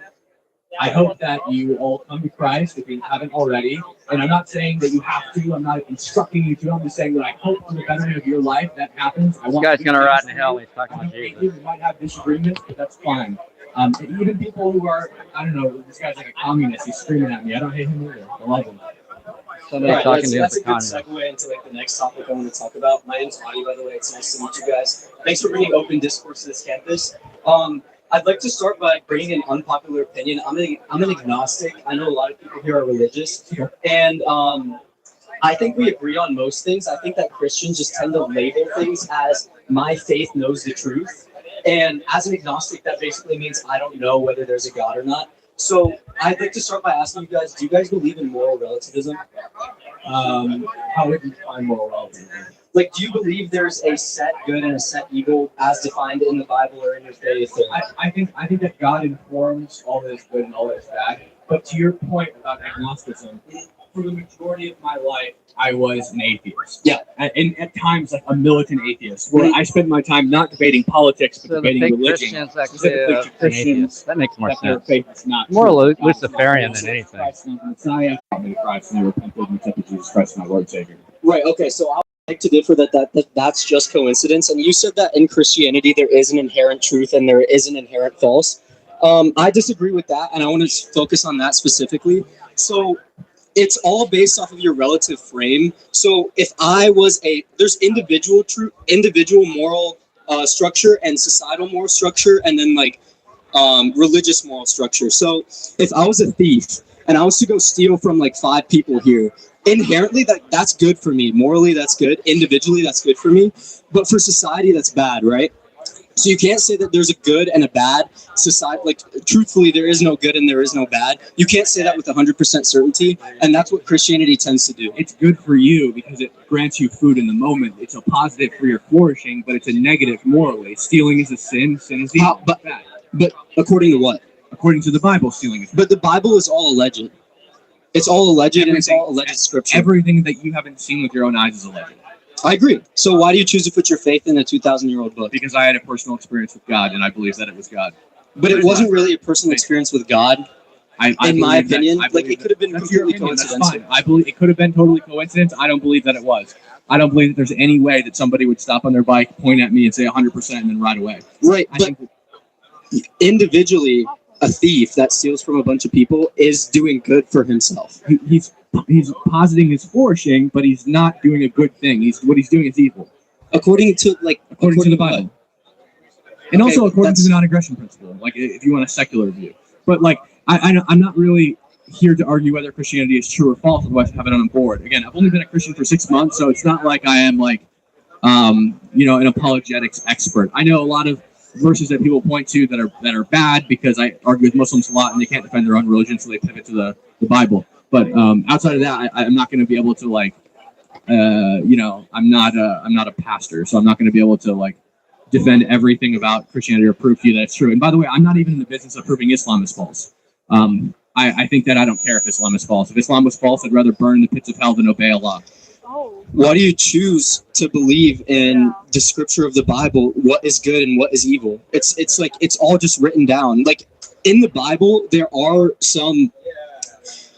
Because I believe it. If you don't want to believe it, you don't have to. I would urge you to get a Bible and read it and consider becoming a Christian. Just because I'm a Christian, I want everybody to go to heaven. But if you don't believe it, that's fine. You don't have to. But you might not end up in heaven if it's true. I would say you're kind of taking a gamble. But I don't know. I'm not here to argue with you whether or not Christianity is true or false. It's not my thing. Well, so as an agnostic, I was hoping more we could have a debate based in logic rather than. Oh, sorry. All right. As an agnostic, I was hoping that you had a debate more centered in logic rather than just evidence of the Bible, because I thought I brought up a good point with individual moral structure versus societal moral structure, and then you just deviated to the Bible. But I don't think it's good and it's bad. Think when they steal to benefit themselves that's a good thing that they're doing. Sure, that's not true. It gets their hunger bar up, but I don't think they steal from somebody and they say, this is a moral action that I'm doing and stealing. Psychopaths think it's good. Psychopaths might, but there's something wrong with their brain. That's why they think it's okay. But is it really wrong with their brain, or are they just them? I don't think that. I think you mean sociopaths, but sociopaths. I don't think that sociopaths think that what they're doing is good. I think that sociopaths don't understand why things are good or bad or empathize with people. I think that's their problem. It's not that, I don't think it's not that they don't know that it's bad what they're doing. It's just that they don't understand why it's bad. Right? That's the problem. It's because they have something wrong in their brain. It's a mental illness. Okay. As opposed to like, you know, if I need food and I go and I rob your house, I know that robbing your house is a bad thing to do. But I need food, and so I'm putting my needs above your needs. Right, but that's not necessarily a good thing to do. It's obviously that's not a good thing societally, but it's a good thing individually, is what I'm saying. It can be a good thing, but we're talking about two different goods. We're talking about good. That's what I'm saying. There are two different goods. Like there are two different goods, so therefore there is no inherent good and there is no inherent evil. You're talking about good in the context. You're just using language differently. So you're saying good in the context that it maximizes your own personal individual flourishing. Right. I'm saying good as in it's moral or immoral. So if I shoot you in the face and steal your wallet, take all your money, I've done something good for my own flourishing. Now I have more money. Right. But what I've done is obviously bad, and I would know that it's bad. That's societally, because that means that you have an unfair dynamics. Like you have an unfair dynamic societally, and that means that anyone can go shoot anyone. So that's bad for society, but that's good for you individually. It would be immoral. Like what moral principle do you adhere to secularly? I believe that all I can believe is my perspective and what I've seen with my senses, and then I make my most rational decision based off of that. Morally, it's whatever brings the most happiness to oneself, and that includes helping others. That includes it's a nihilistic approach to life. So if what brings me the most happiness is mass murdering people, should I be allowed to do no, but it won't. It won't bring you the most happiness. What about Ted Bundy? It did bring him happiness. That would not be good for society. So if society decides to create laws, right? So they decide to throw people like that in jail. Okay, so what if having slaves makes me happy and it benefits society? It's okay to have slaves? It doesn't benefit society because slaves are humans. But it benefited the society of the Southern economy in the United States for sure. No, but it didn't. It had more net negative effects on the slaves than it did net positive on the other people. Let's say I agree with you, but let's say that in the South the economy was bolstered and people were flourishing more than without slavery. I completely agree with you that slavery held back the Southern economy totally. Yeah. But let's say it didn't. Let's say it was maximizing flourishing for the majority of people in the Southern society. Just remove the turning point guys in the chat. That if it makes people happy and it I'm not gonna have Nazi talking points over there too. It's good. It's moral. No, I would say for the slaves individually, it's immoral. It's bad for them. But for society as a whole, it's moral. And that's exactly what my point is that there's a difference between individual morality and societal morality. So therefore, you can't claim that there is an inherent good and there is an inherent evil, which is what Christianity tends to do. I disagree with you, and I would disagree with you as a secular person as well. My secular argument would have been non-aggression principle. But I'd love to hear evidence that's not the Bible. Because you say, and especially attack, any individual versus societal points. But any moral framework that's not the Bible is going to be subjective. The non-aggression principle. But the Bible is subjective. But hold up. Everything's subjective. Are you familiar with the non-aggression principle? I'm not. No. Okay. The non-aggression principle says that I don't have the right to unjustly aggress you, but I can justly aggress you back. So I can't kill you and steal your wallet. But if you attack me, I can defend myself against you. So it's a principle that covers virtually every right you can have. Right. You have a right not to be murdered because nobody has a right to unjustly aggress you. They can't steal because stealing is unjust aggression. They can't assault you because that's unjust aggression. Yeah, but according to who, it's just a principle. It's a subjective principle. It's a principle that I held as a secular person because I thought it was the best principle that solved the most problems and afforded the most rights to the most people. Mm-hmm. Okay, so that's why I chose to believe in that. But you're just going to argue that anything is subjective. And it's going to be my opinion versus your opinion, and it doesn't really matter. Right. Yes, it is circular. But I'd like to say that everything is subjective, and that's kind of what my point is. It depends on the frame that you're in. So to say that there is an inherent good and an inherent bad and an inherent truth in faith, I think that's an incorrect argument. But you wouldn't say, if you believe that there was a God, right? You wouldn't say that everything is subjective. You'd say that it's objective because you believe in a God. I believe in a God, you don't. That's why I think things are objective and you think they're subjective. It's just a difference in worldview. I believe in God, you don't. Obviously, you think things are subjective, and obviously, I think things are objective. I can't prove to you within a 100% margin that God is real. That's something that you have to explore and learn yourself. I can't do it for you. But how can you say it's subjective? If I was to point at that tree over there and ask you, is that a tree? We can't say with 100% certainty that is a tree. Now, stay with me. This is a little bit of a weird example. That could be a painted rock. That doesn't necessarily have to be a tree. I agree with you. Right. So there are things we can't sense and there are things that we don't know. And to say that, I'm just going to put my faith into scripture from 2,000 years ago, I think that's a fallacy. I think that's not. It's not a fallacy. A fallacy is when you contradict your own logic. Right. It is contradicting logic. It's not contradicting my own logic. It is. My logic is that I believe in God. Okay, so you're not going to be able to convince me that God doesn't exist, and I'm not going to be able to convince you. No, I'm an agnostic. I'm not saying God doesn't exist. I'm saying specifically the Christian ways. I don't think that's real. Okay, and also, like, I'm not going to be able to convince you that the Christian God does exist. You're not going to be able to convince me that he doesn't exist. Yeah. So we're at kind of a standstill. Okay. I appreciate you coming up there. Okay. Thank you. Have a good day, man. Yeah, you too. When they lose, they get dismissive. All right. From now on, let's please keep it on the topics. But I appreciate it. Yeah. What are the fucking So, man, topics? thanks for coming out here. Yeah, thank you for coming. What are the fucking topics? Yeah. Could you talk into the mic on the stand? All right, this kind of plays off from the last question, has to do with religion. I'm not going to argue about which religion is true either. I think that's kind of pointless. I just wanted to talk to you about saying that Islam specifically is evil. Yep. Because there's a quote-unquote verse that Red calls Pig for... Pig! What Can I the help fuck you? are you all doing here? You guys are giving them exactly what they want. Come on. Yeah, we They want have people to 3 have open cameras discussions. here. Assault, right there, assault. That's assault. That's also assault. Arrest that man for assault. Yeah, it's still assault. You don't have a permit to assault, dude. Show me that permit to assault. Yeah, you can't lay any. That's the non-aggression principle right there. That's proof that you don't believe in that shit. I believe in No, violence. him. I don't know about you, though. No, him. That guy over there. Oh, that's assault too. Assault. Y'all need officer. Y'all need to handle these guys. Get these guys off your campus. They're violent. You saw him. He hit me first. Yeah, he assaulted you first. Leave him alone. Leave him alone. Not you, him. Leave him alone. Get your hands off of him. Where are you gonna take him? Where are you gonna take him? Where are you taking him? That fucking ego. Hey, watch his glasses. There's his glasses right there. His security. He's spinning his face. After he was assaulted, these are his glasses. That guy hit me first. You saw that? Yeah, it's on video. Thank you. Yeah, they got video cameras too. Uh-huh. That's the glasses. Yeah, that's his glasses. He fell off when he was assaulted. You hit me first. You saw that, man. So these are violent people, violent Nazi people coming in here, permitted by the government. I'm the victim. They're hiding him. They're sequestering the assaulter. So he had that guy in charge. I knew something was wrong when I saw the guy show up in a security outfit. Okay. I didn't have it on video. It's on that camera right there. Officer Adams, it's on that camera right there. That camera.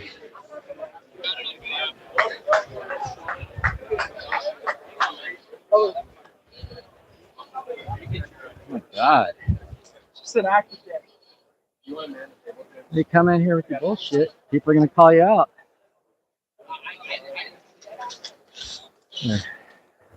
They're arresting the guy that was assaulted, but not arresting the guy that's they're showing bias. Hey, that's the victim of an assault. The assaulter's sitting over there in the chair. It's on their camera.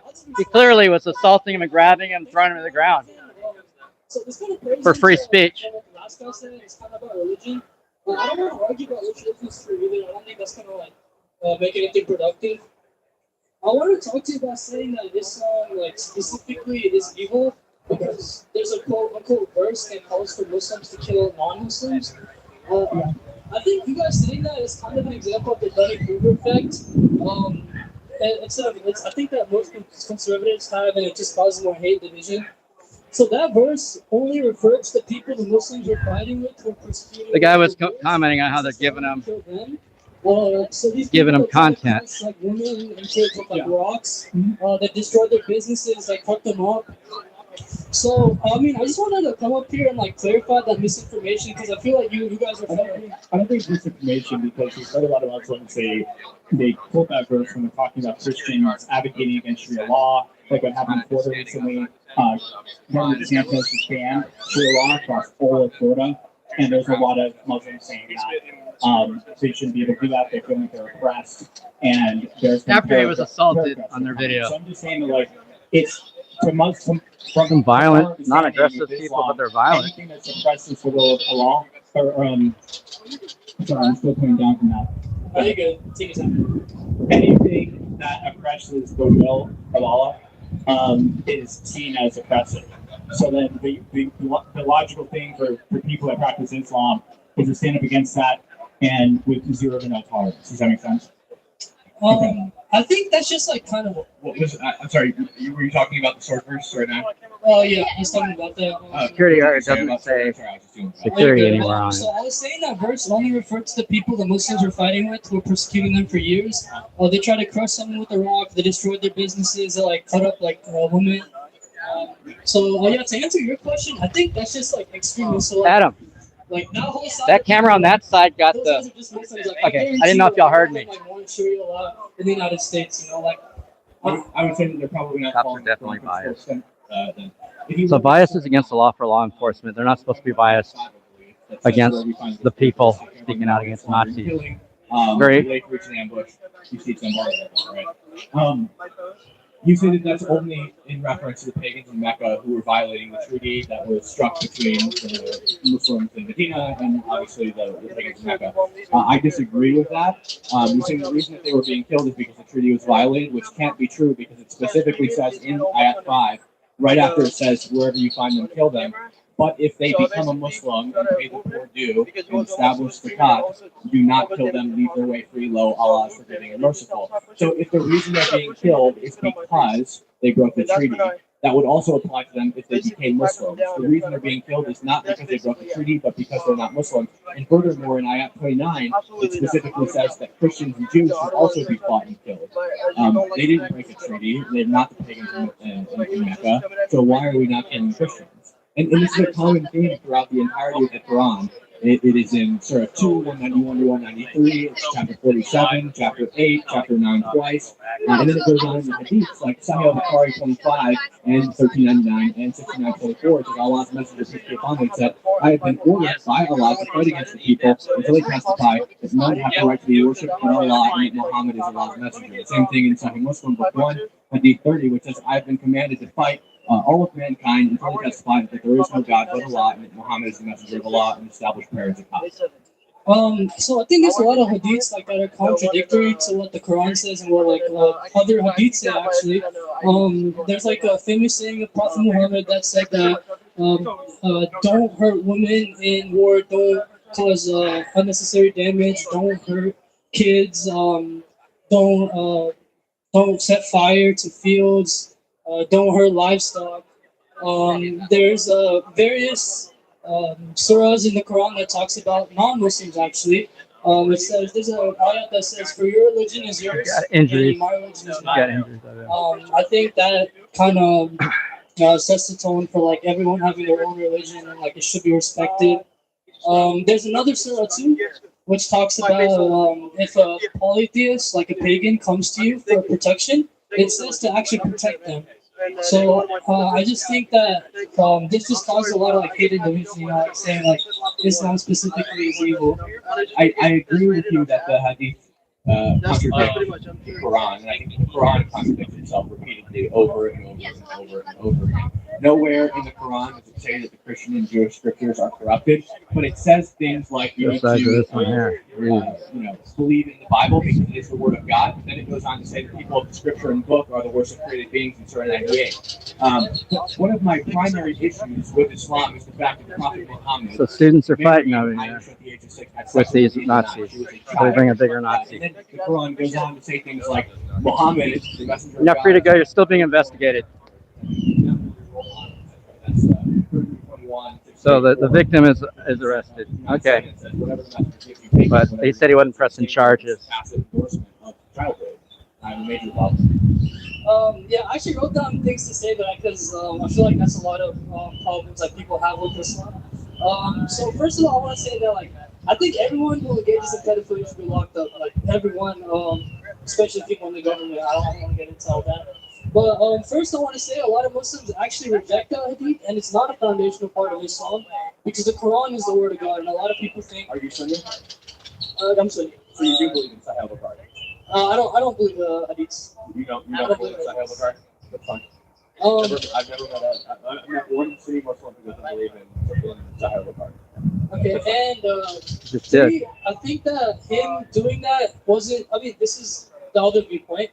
I think that him doing that was in accordance with his societal standards, and that shouldn't be judged with the modern lens because we can say that 90% of humans throughout history were evil because their morals would not be acceptable in today's standards.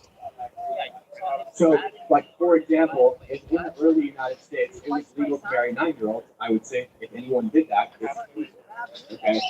If there was, let's say, I don't know, slavery in the United States and that was socially acceptable in this country for a large portion of its early history, I would say that's evil and should have never happened. If I have ancestors who were slave owners, they were evil. They were doing an evil thing. Furthermore, the Prophet Muhammad, again, should not be adherent to current societal standards. He's the messenger of Allah, and therefore should be the perfect exemplary role model for moral standards as the Quran indicates. Over and over and over and over and over again. And tacitly endorses all of Muhammad's actions. That guy that y'all let go is an assaulter. He assaulted the guy for several minutes before that shit happened. I've heard a lot These guys are bringing violence to you too. All right, I thought you asked. I thought you asked the question.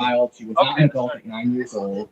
There's no way that could happen. They say, well, the life expectancy was shorter, which isn't really true because people were living into their 60s, so it's just a high infant mortality, which brought the average down, and that doesn't indicate that people matured more quickly. Welcome to free speech in Austin at UT. On the topic actually indicates that people matured more slowly and sometimes not more quickly because they had a lower caloric intake and less nutrients. I think back then, mental maturity and physical maturity, not physical maturity, mental maturity came faster because life expectancy was shorter. They lived in like more harrowing conditions. Yeah, exactly. They lived in more harrowing conditions. They had less access to nutrients. They had less of a caloric intake, which are the two primary things that determine your age of menarche. Okay, your age of maturation is primarily going to be determined by your caloric intake and your access to nutrients.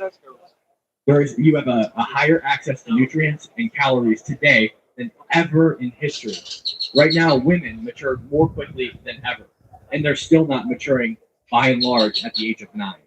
Okay, there's no way that in the 7th century, Aisha was an adult at the age of 9. No chance. And by the way, reaching the age of maturation, meaning you start menstruation, does not mean you're an adult. I can't go marry a 9-year-old and have sex, or a 12-year-old and have sex with her just because she started bleeding. That's wrong. She's still a child. She might be, menstruating. That's not indication of adulthood. I agree with that. Yeah, that is wrong. But again, I just want to go back to like the societal standards thing because I can say like my grandparents actually got married like when they were really really young. I bet like your great grandparents did too. But we're just okay. Right. Taking his backpack down. They're going to arrest the guy that got assaulted. My great-grandfather married my great-grandmother when they were both 16 or 14 or something. But the problem is that Aisha was 9 years old. The Prophet Muhammad was 54. Big difference. He's got marks on his face. It looks like possibly. I don't know. It's a old predatory man who's married a girl because her father. I thought he didn't want to press charges. Sold her. To Muhammad, so he could be Muhammad's number 2. Once he requested a lawyer, they denied his lawyer. okay. I just want to clarify like the soul power thing. A lot of people already like this.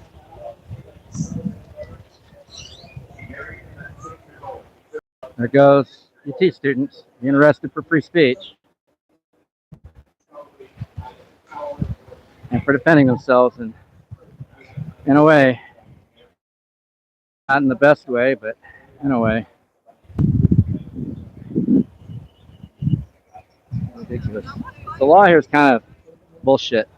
I'm going to say the law here does not apply.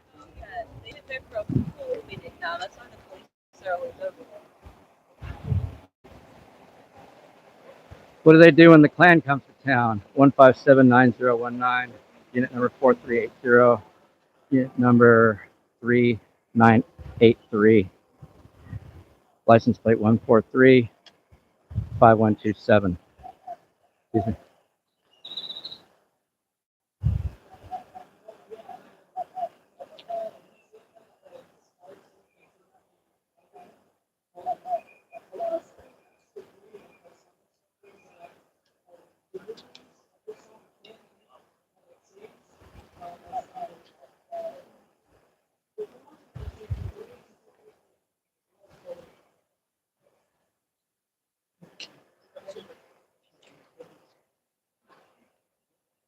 Is there a lawyer you want me to call? Please. What's your name? Sean Vivani.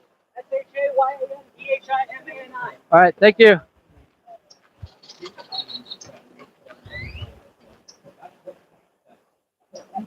My parents' phone number.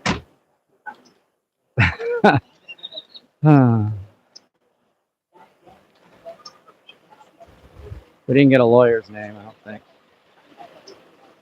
Can someone call ALG and let them know we've got a UT protester that's been arrested? Can someone line up jail support that's watching? Going through his bag.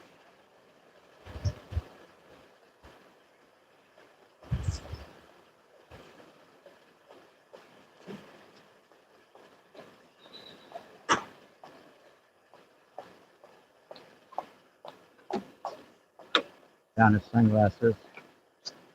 Someone buy me some Meta glasses so I can live stream and just have hands free.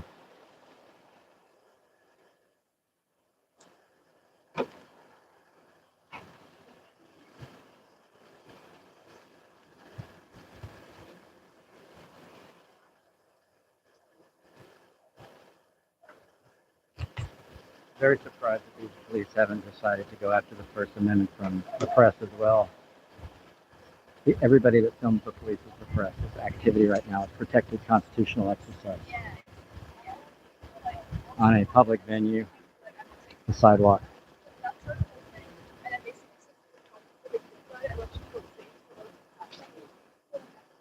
We found his gaming cards. Got a calculator. Cell phone. Some headphones, some Ray-Bans. Some kind of sunglasses, a Ray-Ban case. Looking through his personal effects. I don't know what for. Apparently they're trying to figure out if they can read or not.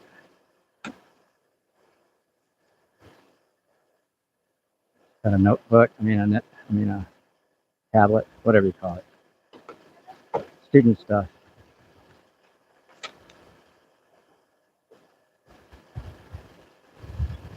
That's another book. Books are for reading, not abusing.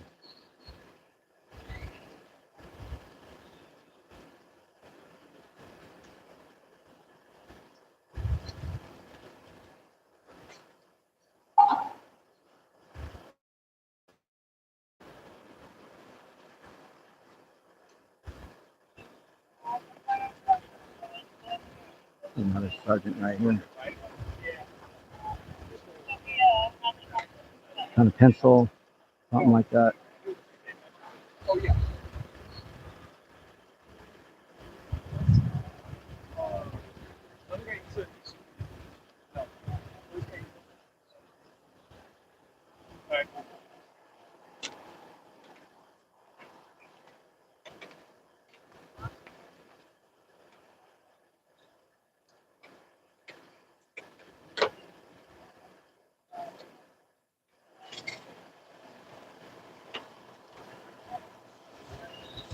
Apparently not on the high bridge right now.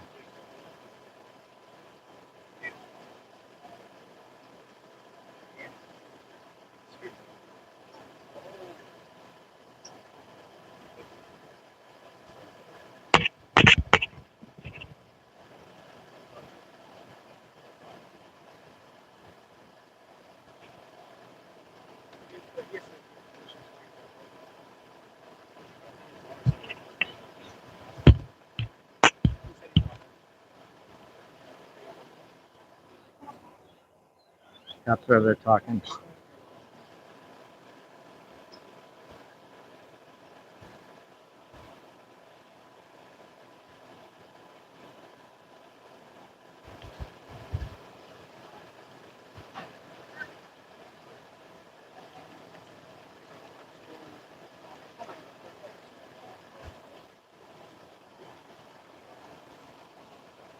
They're going to protect the security guard, but not the student. So all the security guards supposed to be here to keep things peaceful. The security guard gets violent, and then these cops attack the victim. They arrest the victim. Look at police work. Nazis in uniform are dangerous. You must not harm children. women, monks, or priests. Someone calling It's not destroying jail churches. support. You can't even cut down a tree, bro. You can't even cut down a tree. The only time when violence is allowed to exist when somebody fights against it. And this is the whole conversation you've been having in chapter 9. They arrested the guy. They let the security guard go. But if you read the entire It's like chapter, crazy, isn't it? academic and intellectually honest with you, you'll come to see that the reason, as They you let explained, the security guard go, is because and the guy that got assaulted is under arrest. He's a student. attacked the Muslims. And they made it very clear that they want to kill and extinguish the Muslims from the Arabian Peninsula. And so in that sense, of course, it is moral and it is our duty to respond, our duty to defend ourselves. And the Quran explicitly states, if they incline towards peace, you must also incline towards peace. Surely God They got does a not corner, want the right? wrongdoers. We are not allowed to kill innocent people. In the history of Islam, if we look at when Umar ibn al-Khattab, who is the third caliph, right? He's the second caliph, Umar ibn al-Khattab. When he enters into Jerusalem to take the keys, to inherit the keys of Jerusalem from the Byzantine Empire, he asked them, where are the Jews? And the leader at the time said, we have expelled the Jews from this area and we've destroyed their temple. And this is a well-known historical fact. You can go watch the lecture from Roy Casagatra, a non-Muslim historian, who explains this in depth on his YouTube channel. He gives a lecture at Austin Community College, which is not the problem. Umar al-Khattab, he asked, where are the Jews? And the leader says, we've gotten rid of them. We sent them from this land. And Umar al-Khattab, a Muslim, one of the companions of the Prophet Muhammad, peace be upon him, says, bring the Jews, bring the families from the Jews back here, and we will rebuild their temple. And he rolled up his sleeves and picked up the trash from the temple that the Christians at the time had destroyed and rebuilt the temple under Islamic rule. And during that time, the Christians, the Muslims, and the Jews lived together in peace. This is the example of Islam. This is the example of the Prophet Muhammad, peace be upon him. And this is not a revisionist account. This is the account of his direct companions who inherited the Khilafah from him. And so if you want to claim that Islam is violent, then go back to the people who actually started the empire and look at the battles they actually fought. Because if you look at Fath al-Makkah, it was a bloodless takeover. If you look at the conquest of Jerusalem, it was a bloodless takeover when Umar ibn al-Khattab came there. Yes, there's fighting. We only fight people who fight us, man.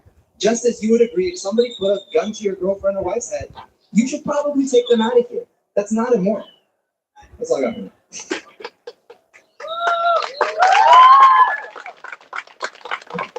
So you say, first of all, that Muslims only fight people who fight them. The Arab expansion of the 2nd century was not bloodless, nor was it all provoked by the other countries that Muslims invaded, first of all. Second of all, you said that the only reason that Muhammad, or the Quran indicates that pagans should be fought, or the polytheists and the idolaters should be fought in Surah 9, is because they broke a treaty. Because they broke the treaty with Muhammad, and they attacked a neighboring village to Medina. Obviously, I'm familiar with this story. I've recited it several times just since we've been here. Why then in Ayat 29, does it say to fight the Christians who have nothing to do with the treaty that the pagans So we have all the space here. The same People are afraid to be in the space because of the violence that this group that came to UT has created. This space is a violent void where no one can go. They don't feel safe. Psychologically, the students have been damaged. You have your religion, I have my religion. The Jews actually came to the Prophet Muhammad, peace be upon him, chapter 5, verses 44 through 47, and asked the Prophet Muhammad, peace be upon him, to interpret their scripture for them and to receive a ruling from him. So obviously, the Prophet Muhammad, peace be upon him, is showing honor to their scriptures and telling them to derive rulings from their own religious tradition. He's not killing them on sight. But if you read the entire Quran, you would know that. But unfortunately, you haven't. You want to hyper-focus on specific verses that don't actually show the full context of the Islamic theology, which is why you come up with these distorted arguments you have. So let's talk about verse 9, verse 29. Christians break the treaty with Muhammad. Yeah, so the Jews during the time would also attack the Muslims. We know as a general principle, that we are not allowed to fight people who do not fight against us. Why does it not say that in the Quran then? Well, it does. It does not say in Surah 9, before it says, quote unquote, fight those who do not believe in Allah or the last day, among them the people of the book, Christians and Jews, until they pay jizya with willing submission and feel themselves subdued. It does not say that Jews and Christians attacked the Muslims in Medina. Yeah, say that in Turkey.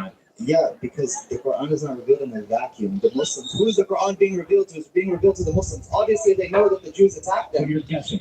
I'm not It guessing. doesn't say that in the book. It doesn't say that anywhere in the book. Yeah. Okay. So, chapter 8, verse 61. I'm going to read it for you, and you can put it on your camera if you'd like to.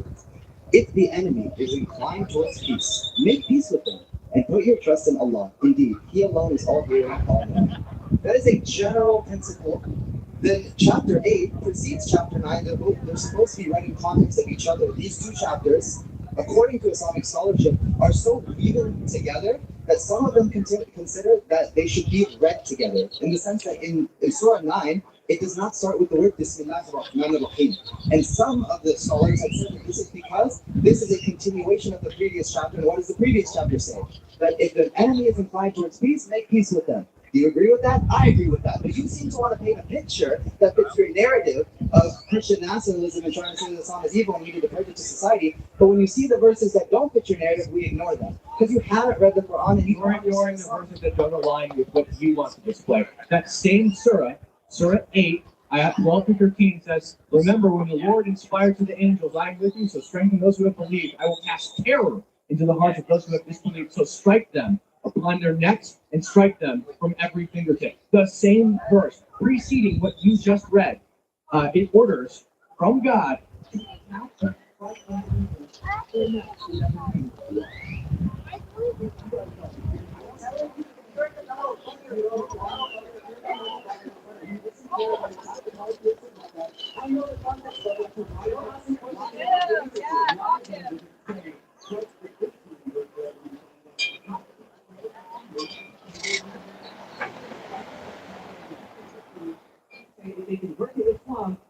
Hey, y'all text me and let me know if Jill support's aware of what's going on.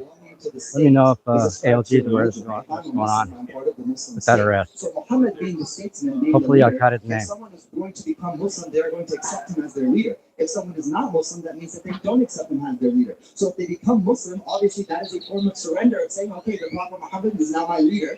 But before, the disbelievers do not accept the Prophet Muhammad as their leader. That's why it singles them out. They're rejecting the Prophet. They're fighting against him in the battle of Badr. And so God commands the angels. He doesn't even command the people in this verse. He commands the angels to strike terror into their hearts because being a disbeliever in God is bad. And as a Christian and as a Muslim, I think we can agree that being a disbeliever in God is bad. And if you want me to open the Bible and show you what God says in the Old Testament, who is Jesus according to you, says we should do to disbelievers, we can talk about that. Yeah, exactly.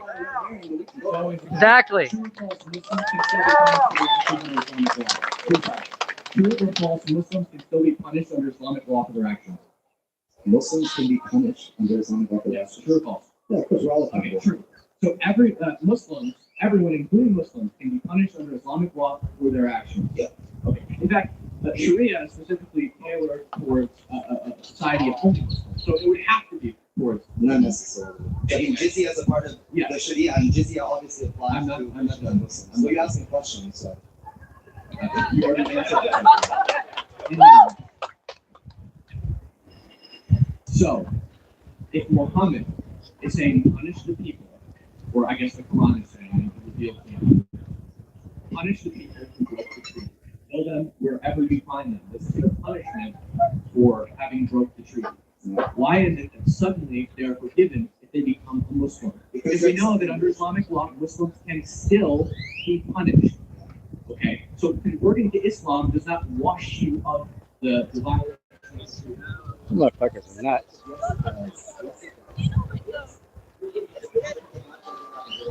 Gotta get a Longhorn combo right here. Get your damn Longhorn combo. Because they know it holds weight and power. In the same way, if somebody who goes in this society, if they're asked to call and they're pissed off and they want to go fight the Americans, they're obviously going to use the Quran to gain traction. That doesn't mean the Quran is inherently violent. It means the socio-political conditions that exist within certain societies breed hatred and breed violence. And people then backtrack and back project that hatred and violence onto religious texts. This is not a Muslim issue. This is a Jewish issue. This is a Christian issue. This is an atheist issue. This is an issue for everybody. And if you were sincere, you would fight against violence instead of back projecting. Did Muslims or did Muslims not in the 7th century at their highest point, just after the death of Muhammad, engaged in a large-scale bloody expansion that resulted in lots of innocent people getting killed and converted. Yes or no? True or false? The companions of Muhammad. Yeah, so if we're going to talk about history, we have to, let's read the full exposition. I'm down. We can sit down together, let's read. You said A, wars are born out of poverty. Muslims at their highest point. No, I said extremism is born out of poverty. Okay, so then why was there a 7th century bloody expansion? See, now you're doing a red herring because we're talking about terrorism, and now you're pivoting to 7th century Arabia. This is terrorism. Huh? This is terrorism. The Arab expansion was terrorism. Wait, so were the Crusades also terrorism? They took almost the entire and North Africa and parts of Europe by force. You want to say something? Okay, but it's a religious war, no? It was a response to what? Yeah, we also why did the Crusades stop? Yeah. Sorry. Huh? Why did the Crusades stop? Because of Muslim invasion. Okay, so it was a response. Yeah, sure. Correctly? Yeah. But it was a religiously motivated war, and the Crusades were not just targeting against Muslims, they burnt Jews alive in the streets. In response to what? Again. Jews? What did the Jews do? No. In response to what? In response to what? In response Why to was the Temple of Jerusalem destroyed when the Muslims got there? In response to what? Muslim invasion and what else? So explain why the Jews persecution and the masculinity of Christians. That's why. That's why the Crusades happened. That's why the Pope approved it. They should be persecuted. You call out the Crusades, but then you don't acknowledge. The only good Christians are persecuted Christians. You quote me on that. It's just built off of off of a religious basis. I'm not using it to attack you. I'm using it to attack myself. They're two different things. I know, but we can both agree that it was a response to Muslim invasion and persecution of Christians. Exactly. Yes, thank you. Yeah. And so the Muslim response, the Muslim wars are also, as cited in the Quran, are a response to threats from the disbelievers. We see it. Let me speak for a second. There's documented historical. Why did Arabs take Egypt? What was the aggression there? Listen, Arabians, why did they take Egypt? Listen, I wanna focus on this example, right? Okay, I got you. Appreciate you. I'm Pakistani, bro. I'm not Arab. I'm Pakistani. I'm proud. Pakistan's in the mud. I'm proud. Pakistan's in the mud. I'm proud. It wasn't Muslim. That's not your identity. It's not my identity. It's my religion. I know. It does. We from colonize. Mashallah. Appreciate you. Colonize the region of We're trying to have a conversation. It's not a good thing. You can dump that. And yeah, fuck that. Okay. You know? Exactly. Explicitly fuck that. Fuck my people. Colonizing my cousin. Can you talk to him after this? Can you talk about this and we're having a conversation? And he's doing a really good job. Thank you. The colonizers have I spoken. want to address the thing you mentioned before, right? We talked about the Crusades. The Crusades were not just targeted against the Christians, the Muslims. If we look at when the Muslims then go into Jerusalem, right? The Jewish temple was destroyed. Why? And why are there no Jews there? I mean, this is a sort of fact. The Christians persecuted the Jews during the Crusades, during the Spanish Inquisition. We also see that the Jews are persecuted. So the Christians are not just responding to the Muslims, they're enacting offensive violence against the Jews. That's wrong. Please stop. Please, I beg you. I will talk to you after. I promise. Thank you. Are you talking about like the raisins that happened in? I'm talking about the temple of Jerusalem. The Muslims got there. Umar ibn Khattab. He gets there, the temple is destroyed. There's no Jews there. Okay. And that was because of the Christians. Okay. Now, I'm not saying Christianity is inherently violent. Can you tell us to go and Jews? And I don't know what it was Muslims, right? What? It was Muslims. So what happened there is like in every war, especially in medieval time, you have people that hate and that steal, rape, and pillage. Right? Do you know what happened to those crusaders? Who did bad things? I assume they were. Especially when I was I assume they were punished. They were punished and killed. Okay, yeah. So that's what I'm saying. The Pope did not call for them to go and eradicate Jews. It just happens. Okay, so can we apply that same principle when the Muslims go out and conquer places and they do bad stuff? But the Prophet Muhammad, peace be upon him, explicitly, or Allah in the Quran, revealed by the Prophet Muhammad, peace be upon him, tells us in chapter 8 to not harm people who do not harm you and to incline towards peace if they incline towards peace. So use that same principle. Explicitly endorsed it. Huh? So explicitly endorsed it. He endorsed something that happened after he died. Yeah. Let's go to Surah. Sorry, not Surah. Let's go to Hadith again. I read it to you earlier. Sahih al-Bukhari 25. Allah's Messenger, peace be upon him, said, "I have been ordered by Allah to fight against all people until they testify that none have the right to be worshipped but Allah, and that Muhammad is Allah's Messenger, peace be upon him. Then they save their lives from property claiming." they save their lives and property from me only if they attest that Allah is the only God who deserves to be worshipped. So in the context of a theocracy, what does that mean? In the context of a theocracy in which becoming Muslim means that you're part of the Islamic State and being a non-Muslim means you're not part of the state in the same way like You said all people. Yeah, so you have to understand in context how is this applied. Hadith do not exist in a vacuum. You told me you already don't know the context of this hadith. Yeah, you're going to argue the context, you don't even know what it is. Yeah, because the context is the Quran, bro. We don't just cherry pick stuff around here. We read everything in context. So let me pull out the context to show you why your interpretation is incorrect. And if you want to justify your Sunnah.com right now and prove it. Sunnah.com doesn't have the commentary. Sunnah.com has the hadiths that preceded and come after it. Yeah, so that's not called context. That's called different hadiths. The hadiths are not written in chronology. They're written and organized by thematics. So if you want me to explain the hadith, I would need to open up my book in Arabic, which is Fath al-Bari by Ibn Hajar al-Asqalani, and then I'd have to read the commentary and then see how it was applied. Hundreds of years later, running cover for Muhammad. Well, I mean, if that's what you want to say, sure. That's just that's like me saying the early church ran cover for Jesus. Dude, we just understand exegesis. What did Jesus do wrong? What did Jesus do wrong? What did Jesus do wrong? I think so. I'll tell you what I think Muhammad did wrong. I think that he raped a 9-year-old. I think that's wrong. I think that he ordered his people to kill anyone who's not a Muslim. I think that's wrong. I think that the Quran says in 434 to beat your wife if you fear she's disobedient. I think that's wrong. Bro, I think that's wrong. What's the question? Are you just to shill, or like are you acting why? What do you want from the conversation? What do you want from the conversation? Yes, please. Is he a free will? Yeah. Great. Okay, so let's White people be like, I'm going to go interject. And white people. White people are inherently flawed and inbred. Oh, brother, this guy stinks. Why do you want to give him? Like, why? Why do you whatever he wants to do? Why? Okay, all right. Sign up if you want to talk. We're having an open discussion. You're both being very respectful. You think I'm being respectful? I think he's being respectful to me. I'm being respectful to him. Why do you care that we're having a conversation? Freedom of speech is a good thing. Yeah. Okay, so obviously you're saying that like 500 people did all this bad stuff, and you're objecting to it. Now, we have to go back to the root issue. The root issue is you really like to quote verses out of context, not understand how they're practically applied, and then run with them. So let me go with the verse you brought up, 434. It says, first of all, that the men are caretakers of women, caretakers, right? It doesn't say that they're kings, it doesn't say that they're oppressors, it says men are supposed to take care of women. You're supposed to take care of women.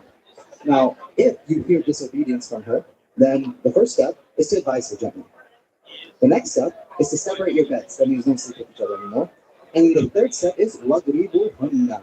وَضْرِبُوهُنَّ. Now, there's a discussion of what this term means. And in order to understand what this term means, we go back to the hadith of the Prophet Muhammad, peace be upon him, who explains what this means. What does he say? He says that if you fear and you're at the last resort with your life, you're basically about to get divorced, right? And in Islam, in order to get divorced, the only thing that you have to do is say the word talaq. That, if you say that, you're divorced, just like that. It's a verbal contract. And so in order to signify to your wife that divorce is coming, you pull out a toothbrush and you tap her. That's the way that they signify that divorce is coming, without specifically saying, I divorced you. Because if they specifically said that I divorced you, then they would have been divorced. Abuba, is that the word for strike?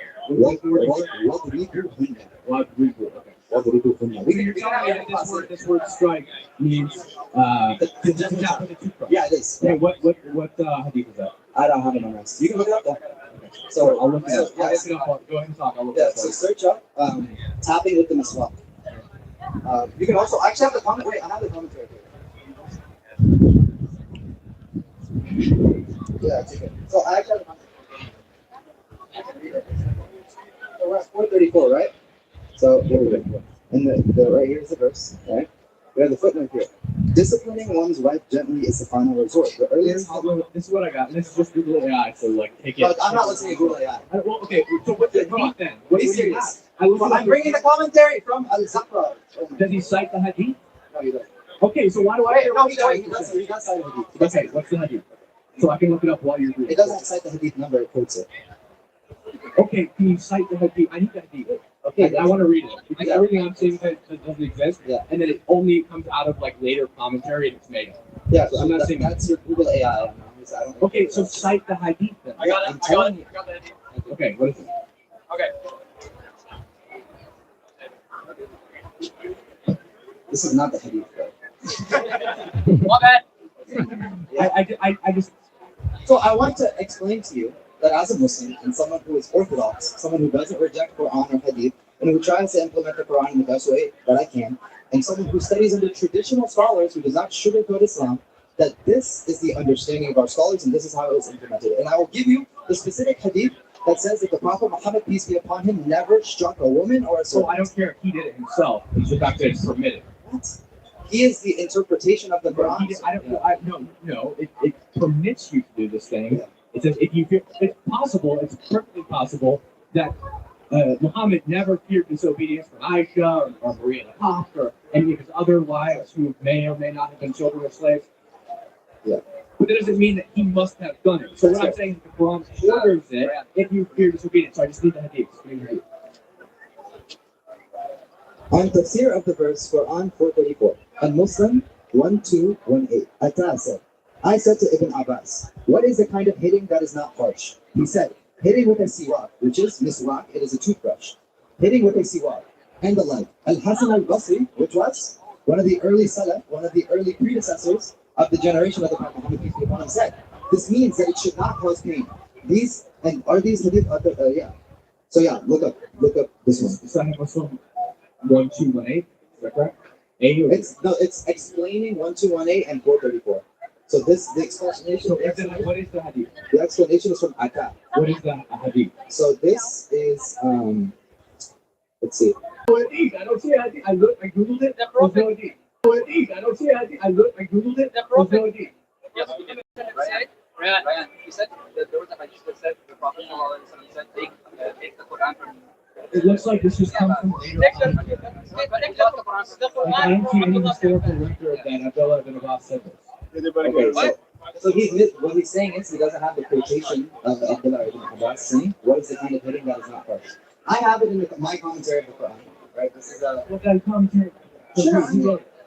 Mustafa al-Khattab. And then like thousands of years later? No, he's right now. He's modern style. Right, thousands of years But yeah, well, he goes back to the original sources and quotes them. But it's okay. I understand. Where is the original source? Yeah, so I understand. I'm willing to sit down with you and look for it. But there's 7,000 hadith in Sahih Bukhari, and that would be a little bit hard to memorize. I think you would agree. So, but if you're saying, well, actually, you're wrong about Surah 4, ayat 34, because actually there's a hadith that says you just tap them with a toothbrush, I would expect you to talk about the violence in the Bible, flip it, because there's plenty of violence in the Bible.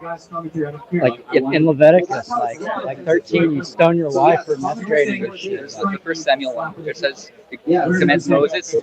Yeah, commence Moses. Go to the Amalekites, kill those men, children, infants, donkey, and kill your firstborn. To like there's a lot of violence in the Bible. There are other commentaries that other Muslims read, or like I can't tell you what is religion. I can tell you what is the most authoritative sourcing within our religion and how we base our lives based on it. And I can tell you as a Muslim today, I will not be beating my wife.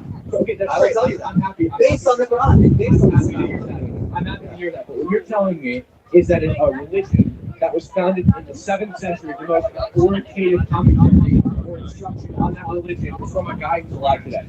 Huh? You see how that doesn't compute? Okay, yeah. You're telling me that the most authoritative instruction on the religion is from a guy who's alive today, but the fact that it was founded and created in the 7th century. Yeah. Okay, that's fair. That's fair. If you want me to bring hadith, all right, the Prophet Muhammad, peace be upon him, says, do not be harmed nor cause harm. It's a general principle, and this is what we use within our school. We have called the harm principle in Islamic law. So anything that is causing explicit harm to someone is forbidden. This is what a majority of Islamic law is actually based upon. So you can look at that hadith that you're not allowed to cause harm. So when it says وَضْرِبُهُنَّ, we interpret that in the light of the hadith that says don't cause harm. So it must be a type of darb that doesn't cause harm. And that is explained by the commentators as something that involves a toothbrush to signal divorce and not to cause embarrassment or pain. You do not believe in causing pain to anybody. I don't trust. Okay, first of all, and also he was. If I came up and pushed you, would that be an assault? I mean, it was on video. The guy was doing what you were doing. He was speaking out, and he got pushed, and that was an assault. opinion. I don't divorce I mean, I know more about the law than you, obviously, because I've already won 23 cases in a row. Well, you know, You can lie about this because you're stupid. I'm not going to take my. I know it is because you sit there trying to gaslight people. You don't expect there to be recourse to your actions. I don't think you know what Yeah. gaslighting is. It is. When you tell me that I'm lying about what I've done, then you don't know. You gaslight me like a punk ass bitch. So fuck you. To trust the definition of harm. You know the definition of punk ass bitch? You just got called one. I also don't care about the definition of Well, harm that's from a bitch, man isn't it? who says that I can fight against all mankind. I'm sorry. Do you want to identify yourself? Yeah, sure. What's up? I'm a UT student. Stupid ass MAGA fuck. Yes, no, he didn't. I mean, we got one guy who brought up something that wasn't heavy. So there's a bunch of fucking clueless little fucking worms out here. I think, as a summary, I established the principle within Chapter 8 of the Quran that you only fight against those who fight against you, and you incline towards peace if they incline towards peace. That's a general principle to apply to all words that follow, right? We also established that, at least from the commentary that I have, and the understanding of the Muslims and the scholars in the modern context, and in the pre-modern context from ancient scholars, etc., and from the Prophet Muhammad, peace be upon him himself, that we are not allowed to beat women or cause harm to women. Those are two things we established. Now, you said that I haven't provided the specific hadith that mentions this quotation or explanation. That's fine. I don't have it on me. But what I have established, where it says to kill believers, and that's an angel. 1 second, I'm not finished.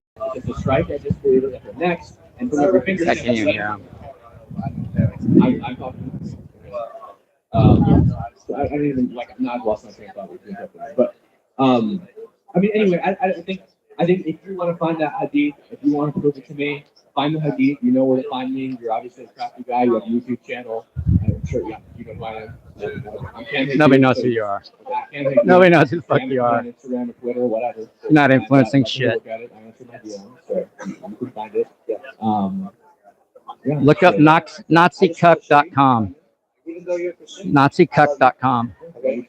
InbredNaziCuck.com. The Quran says that indeed amongst the Christians you will find those who are humble. They're not arrogant, and you're going to find them to be the closest to you in faith. And that's because they're not humble, they're not arrogant, they're good people. It also says, "O people of the book, let us come to a common word that we worship one God, the God of Abraham." Right? So I don't hate you, right? You're honored in my book. Yeah, you don't believe in the Quran and the Prophet Muhammad, peace be upon him. Sure, that doesn't mean that you're decreed to be harmed or anything in the Quran. It's actually the opposite, right?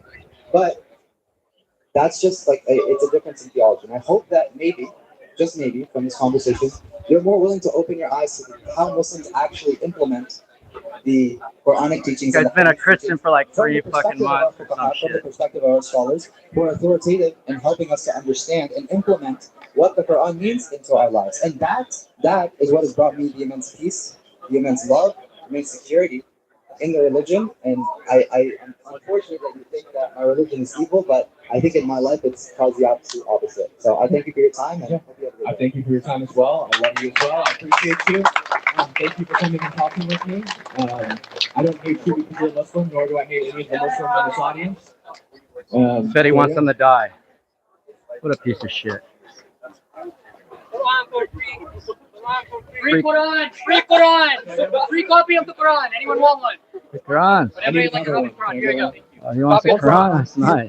Copy of the Quran. I think that you'll find very few people who share my viewpoint that are more willing to learn about Islam than me.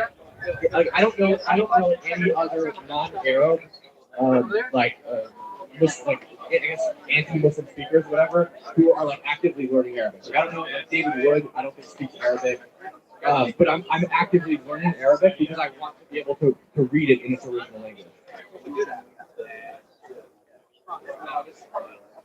Still working on the alphabet. I got you. I'll teach you. How about Duolingo, bro? I'll put him in seminary. You can study with my teacher.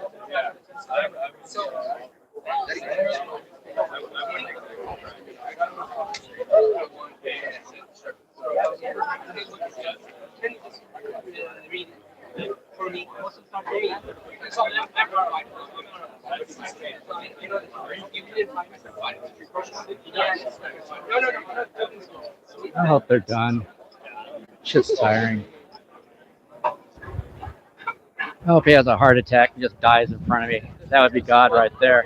You want me to believe in God? Strike him down. Give him a heart attack right in front of me. Let me film him die. I'll believe in God. Nazi cuck fucking fascist.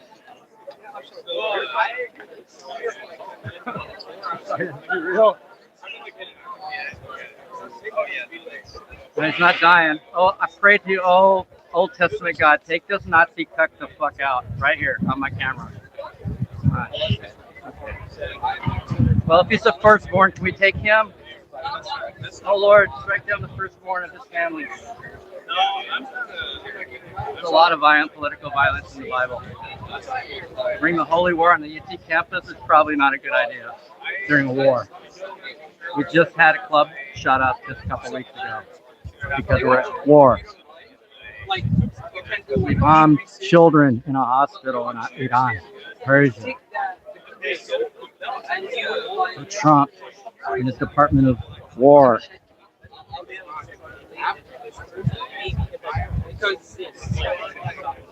Yeah, I think if you could. There's no more trans people here to argue about the other talking point. There's a number of Muslim people and international types here.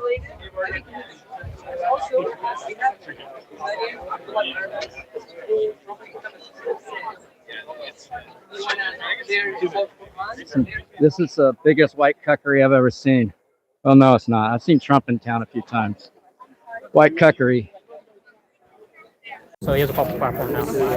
Cool. Y'all are interested in learning about Trump because they said nasty things. So what do y'all think about, like, y'all have a group here, y'all organized here, and the campus got paid by Nazis to set up their bullshit here, and then they're arresting people for free speech, and like these people are assaulting people. I mean, like, this is definitely wrong. They're bringing violence on campus. Yeah. What's your, if I don't mind, what's your background?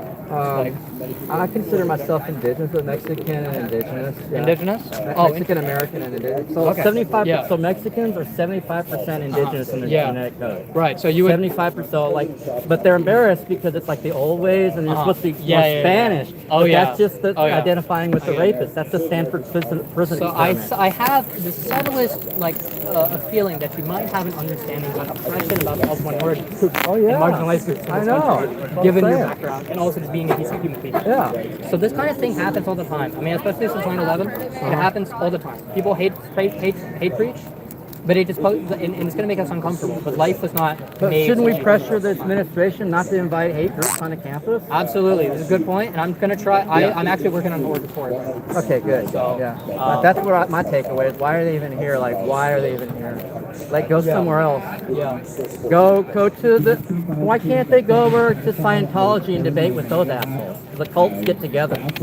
Yeah. The open Pick on someone your own size. Yeah, find out if they have the energy of the aliens. You know, if they got L. Ron Hubbard in them. All that shit. Go do that. Yeah, I love talking to them because they were actually the Scientologists were a million times more respectful and kind. I saw more of Jesus in them than I did in these guys. They're bringing the holy war on the UT campus. They're trying to create dissension. What does it say over there? Is Islam evil?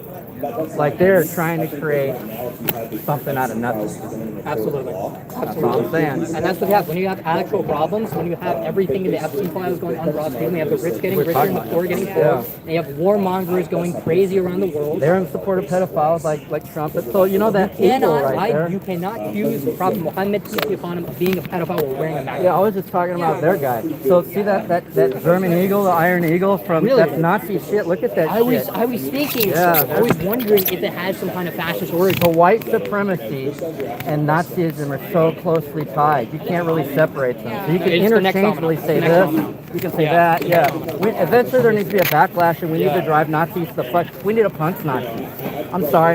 I know that's violence. We need to punch. You said it. I didn't. We need to punch Nazis, and we need to make it embarrassing to be a Nazi, and it's not embarrassing. They're not embarrassed at all. What I did on, I think we should treat Nazis how Indiana Jones did. That's all I said. Okay, cool. That's what I was saying. Yeah, he didn't like Nazis. No, he did not. I'm still out of it. That was the generation. I'm Julian. I'm the generation that we knew about Nazis. The new generation's like too complicit. No, they think they're cool by the aesthetic. The The power. aesthetic cannot be used. I think they're I think they feel powerless, and they want to they seek power like little sycophants, like little shills. I think that's what it is. I don't believe in that.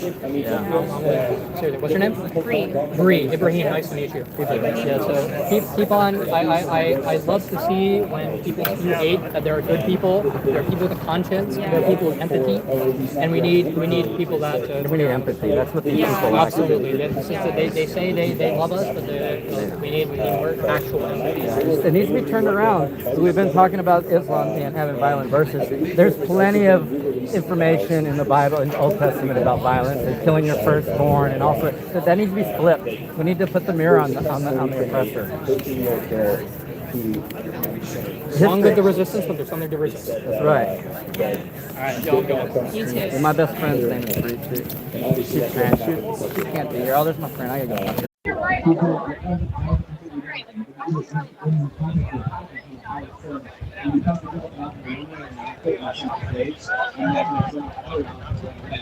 They changed backstage. He does belong backstage as younger, but he was like, oh, I gotta see naked girls as younger captain, which is like, sure, you can say that's like, huh? You can say something. If I was the only one pageant and I saw naked girls, she chose to change out the open backstage. Would you agree that he was bragging about it? Yeah, he's bragging about it. Was he bragging about being able to see naked underage girls? Well, he said they were underage. He specifically said women. He didn't say girls. He said they were. Is it team pageant? No, he owned both Team Miss USA and he owned Miss USA. So it was women. He said women. A person that runs a team. I'll play the quote for you. He specifically says women. He doesn't say girls. They're talking about Miss USA, not Miss USA. Who's to say that he doesn't see teenage girls as women? Because the regulations and rules for teenage girls are stricter than those for adult women. Like, presumably, every time the girls, like little girls come off the runway, they go into the locker room. Yeah, that's not what I'm talking about, though. I'm saying that if he has a morally flawed mindset, he might not be able to make the distinction between who calls girls and who calls women. I think there's any evidence that he heard girls? Well, he ran a team pageant and he bragged about being able to see. That's your conjecture. That's speculation. That's not evidence. He said women on the clip. I think this is more about putting two and two together. I think he knows the difference between a girl and a woman, right? Well, Jeffrey Epstein didn't get it. No, Jeffrey Epstein knew the difference between girls and women. He was interested in girls. Because if you look at one of these guys, like, the psychological aspects behind it, Jeffrey Epstein, like, he didn't see himself as guilty, obviously. He just kept doing it, right? That doesn't mean you don't see yourself as guilty. Well, I sin every day, and I view myself as guilty every time I sin. And I pray and I repent for those sins, but that doesn't stop me from sinning. I still sin every day. I'm not a perfect human being. I'm not Jesus Christ. I still sin, even though I feel guilty for those sins. I think that with the degree of enthusiasm that Jeffrey Epstein and great young girls, you have to. Sorry, you have to, and also, I've run into some of the files a little bit, and essentially his mindset was that in a way he was helping the girls. Now I'm speaking from his mindset, right? He believed that he was and a lot of these girls who would fall into his sex trafficking rape were like girls in New York who were lower income, might not have like a stable family. That's why they were preyed upon. And they would, they kind of offered some opportunities by Epstein. Like, for example, they could go to school. They could, obviously overshadowed by the work that they did. But I think it's important to be able to put yourself in their shoes and see the fact that, they were getting something positive out of it. And so that's why he could justify it to himself. That's why he say, I'm putting them in packets, introducing them to the world of high class life, high income people, and that also could be the reason why we have heard more victims come out. Is first of all because some of them were probably killed. I think most of them are not actually offering. I mean, they're definitely scam artists. The reason that so many photos with like Bill Clinton and Trump and like all of these. I mean, think of an affluent person from the 90s. There's a good chance that Epstein had a photo. That doesn't mean that all of them are pedophiles. What Jeffrey Epstein did was he intentionally took photos with affluential people to use them to rule drugs. So like, oh look, I have a photo with the president of the United States, Bill Clinton. Do I think that Bill Clinton was a pedophile, was involved in the Epstein ring? He was a Democrat, If I was uncharitable, I would say yes, absolutely. I agree. I think it's true. I think everyone should be investigated, yes. But I don't personally believe that Bill Clinton is a pedophile. I think that Bill Clinton was manipulated by Jeffrey Epstein, and Jeffrey Epstein actually had an incentive not to allow the people who were taking photos with the really young girls in on the secret that he was using them for the really young girls to come on. Yeah, and the thing is, actually, the Clintons actually wanted their, subpoena with one of the committees in the House to be a publicly open thing. And I believe it was the Republican members of that committee that wanted it to be closed door hearing. And now I will say 100% Clinton should be investigated just as much. I personally, I don't really know as much as he's guilty, but I think that given his disloyalty in his own marriage, it's a couple steps further, obviously. Yeah, I mean, I don't know about when you're talking about the closed door hearing. I would hope that any of these hearings on the Epstein proceedings would be closed doors. I don't think the file should have been released in the first place. And the reason that I say that is because it doesn't get pushed through the House. Now, I'll say you say that they should have been released and doesn't get pushed through the House. Now, I'll say you say that they should have been released.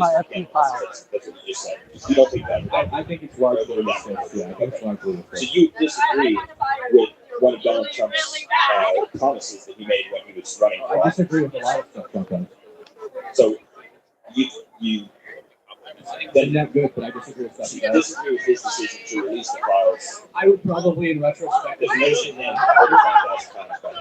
Yeah, I guess that's kind of a lot, but there are a lot of things that come to us that I disagree with, and I think I'm not positive overall.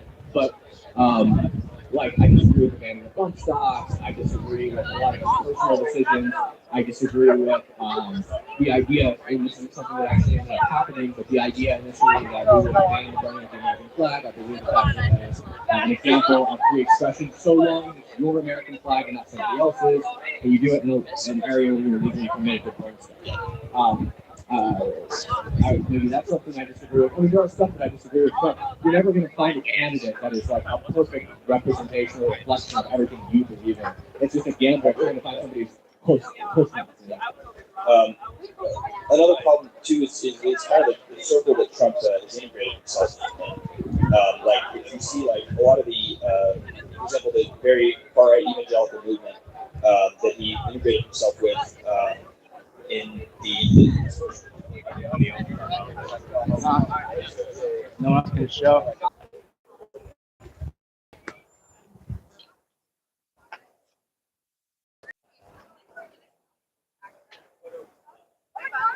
Look at that test pattern.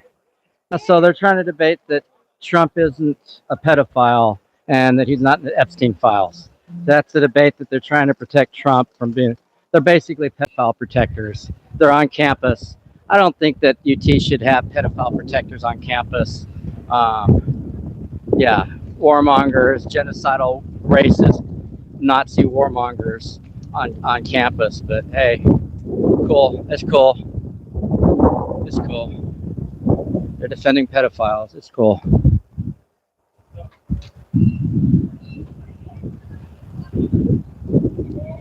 Oh, shit might be going down. I don't know. If shit's not going down, I'm getting bored.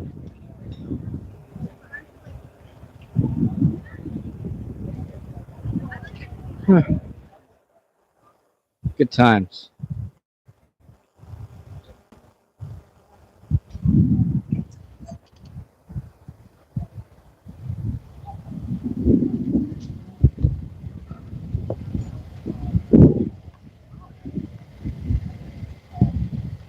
Yeah, it's pretty messed up when these Nazi pedo protectors show up on campus trying to create a holy war and attack 5% of the population. It's a pretty big mess. It's Christian nationalist goyams, like Charlie Kirk, admitted goyams, basically white supremacist Christians, Nazis. It's cool. What a great day it is to be at UT. One of the most racist campuses in Texas. One of the most white supremacist, racist, Nazi campuses in Texas. University of Texas in Austin. It's disgusting. I feel dirty for even covering this. I'm leaving. Hopefully nothing will go down that I miss. But people need to film. People need to learn to film. And, these talking points wear me out. Listening to them try to create, like, select certain scriptures to pick and choose facts, to gaslight, to deny the truth, to deal not in facts but in white suppositions. It's disgusting.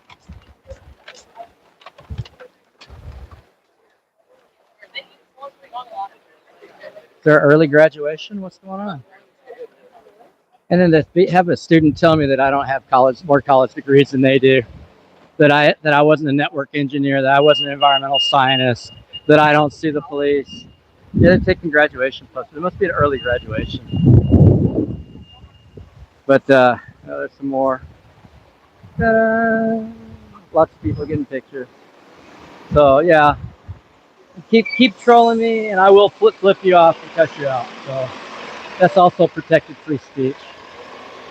So we will be doing that too. Well, I'm gonna go get some hydration. Go get some of this hydration right here. Lots of students graduating, I guess. Normally it's in May, but I guess it's a little early. You got a purple one? I got some free hydration.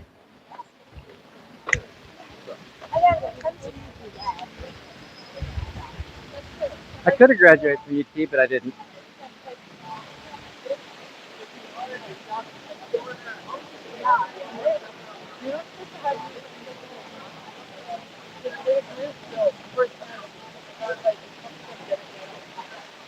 Not bad. Electrolyte. Let's see what's in it. I just drank it and I can't read it.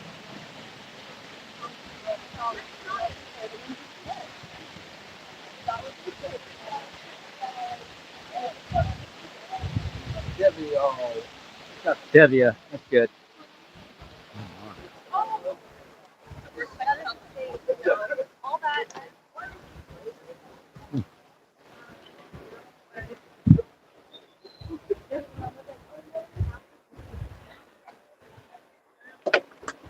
Bitch ass. Ah. Even that bottle's a bitch ass hoe. Yeah, I'm in one of those moods. I'm not in the mood for Nazis today. I'm not in the mood to be trolled and be debated. I'm not trying to debate these punk asses. If you don't understand, if you don't have the principles and ethics and the moral superiority and the moral, there's another word for it, moral standing to debate me, then just don't talk.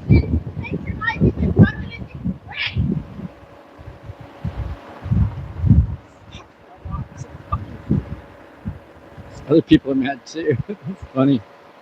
Oh, that's a cute one. A little Honda Ruckus. That's cute.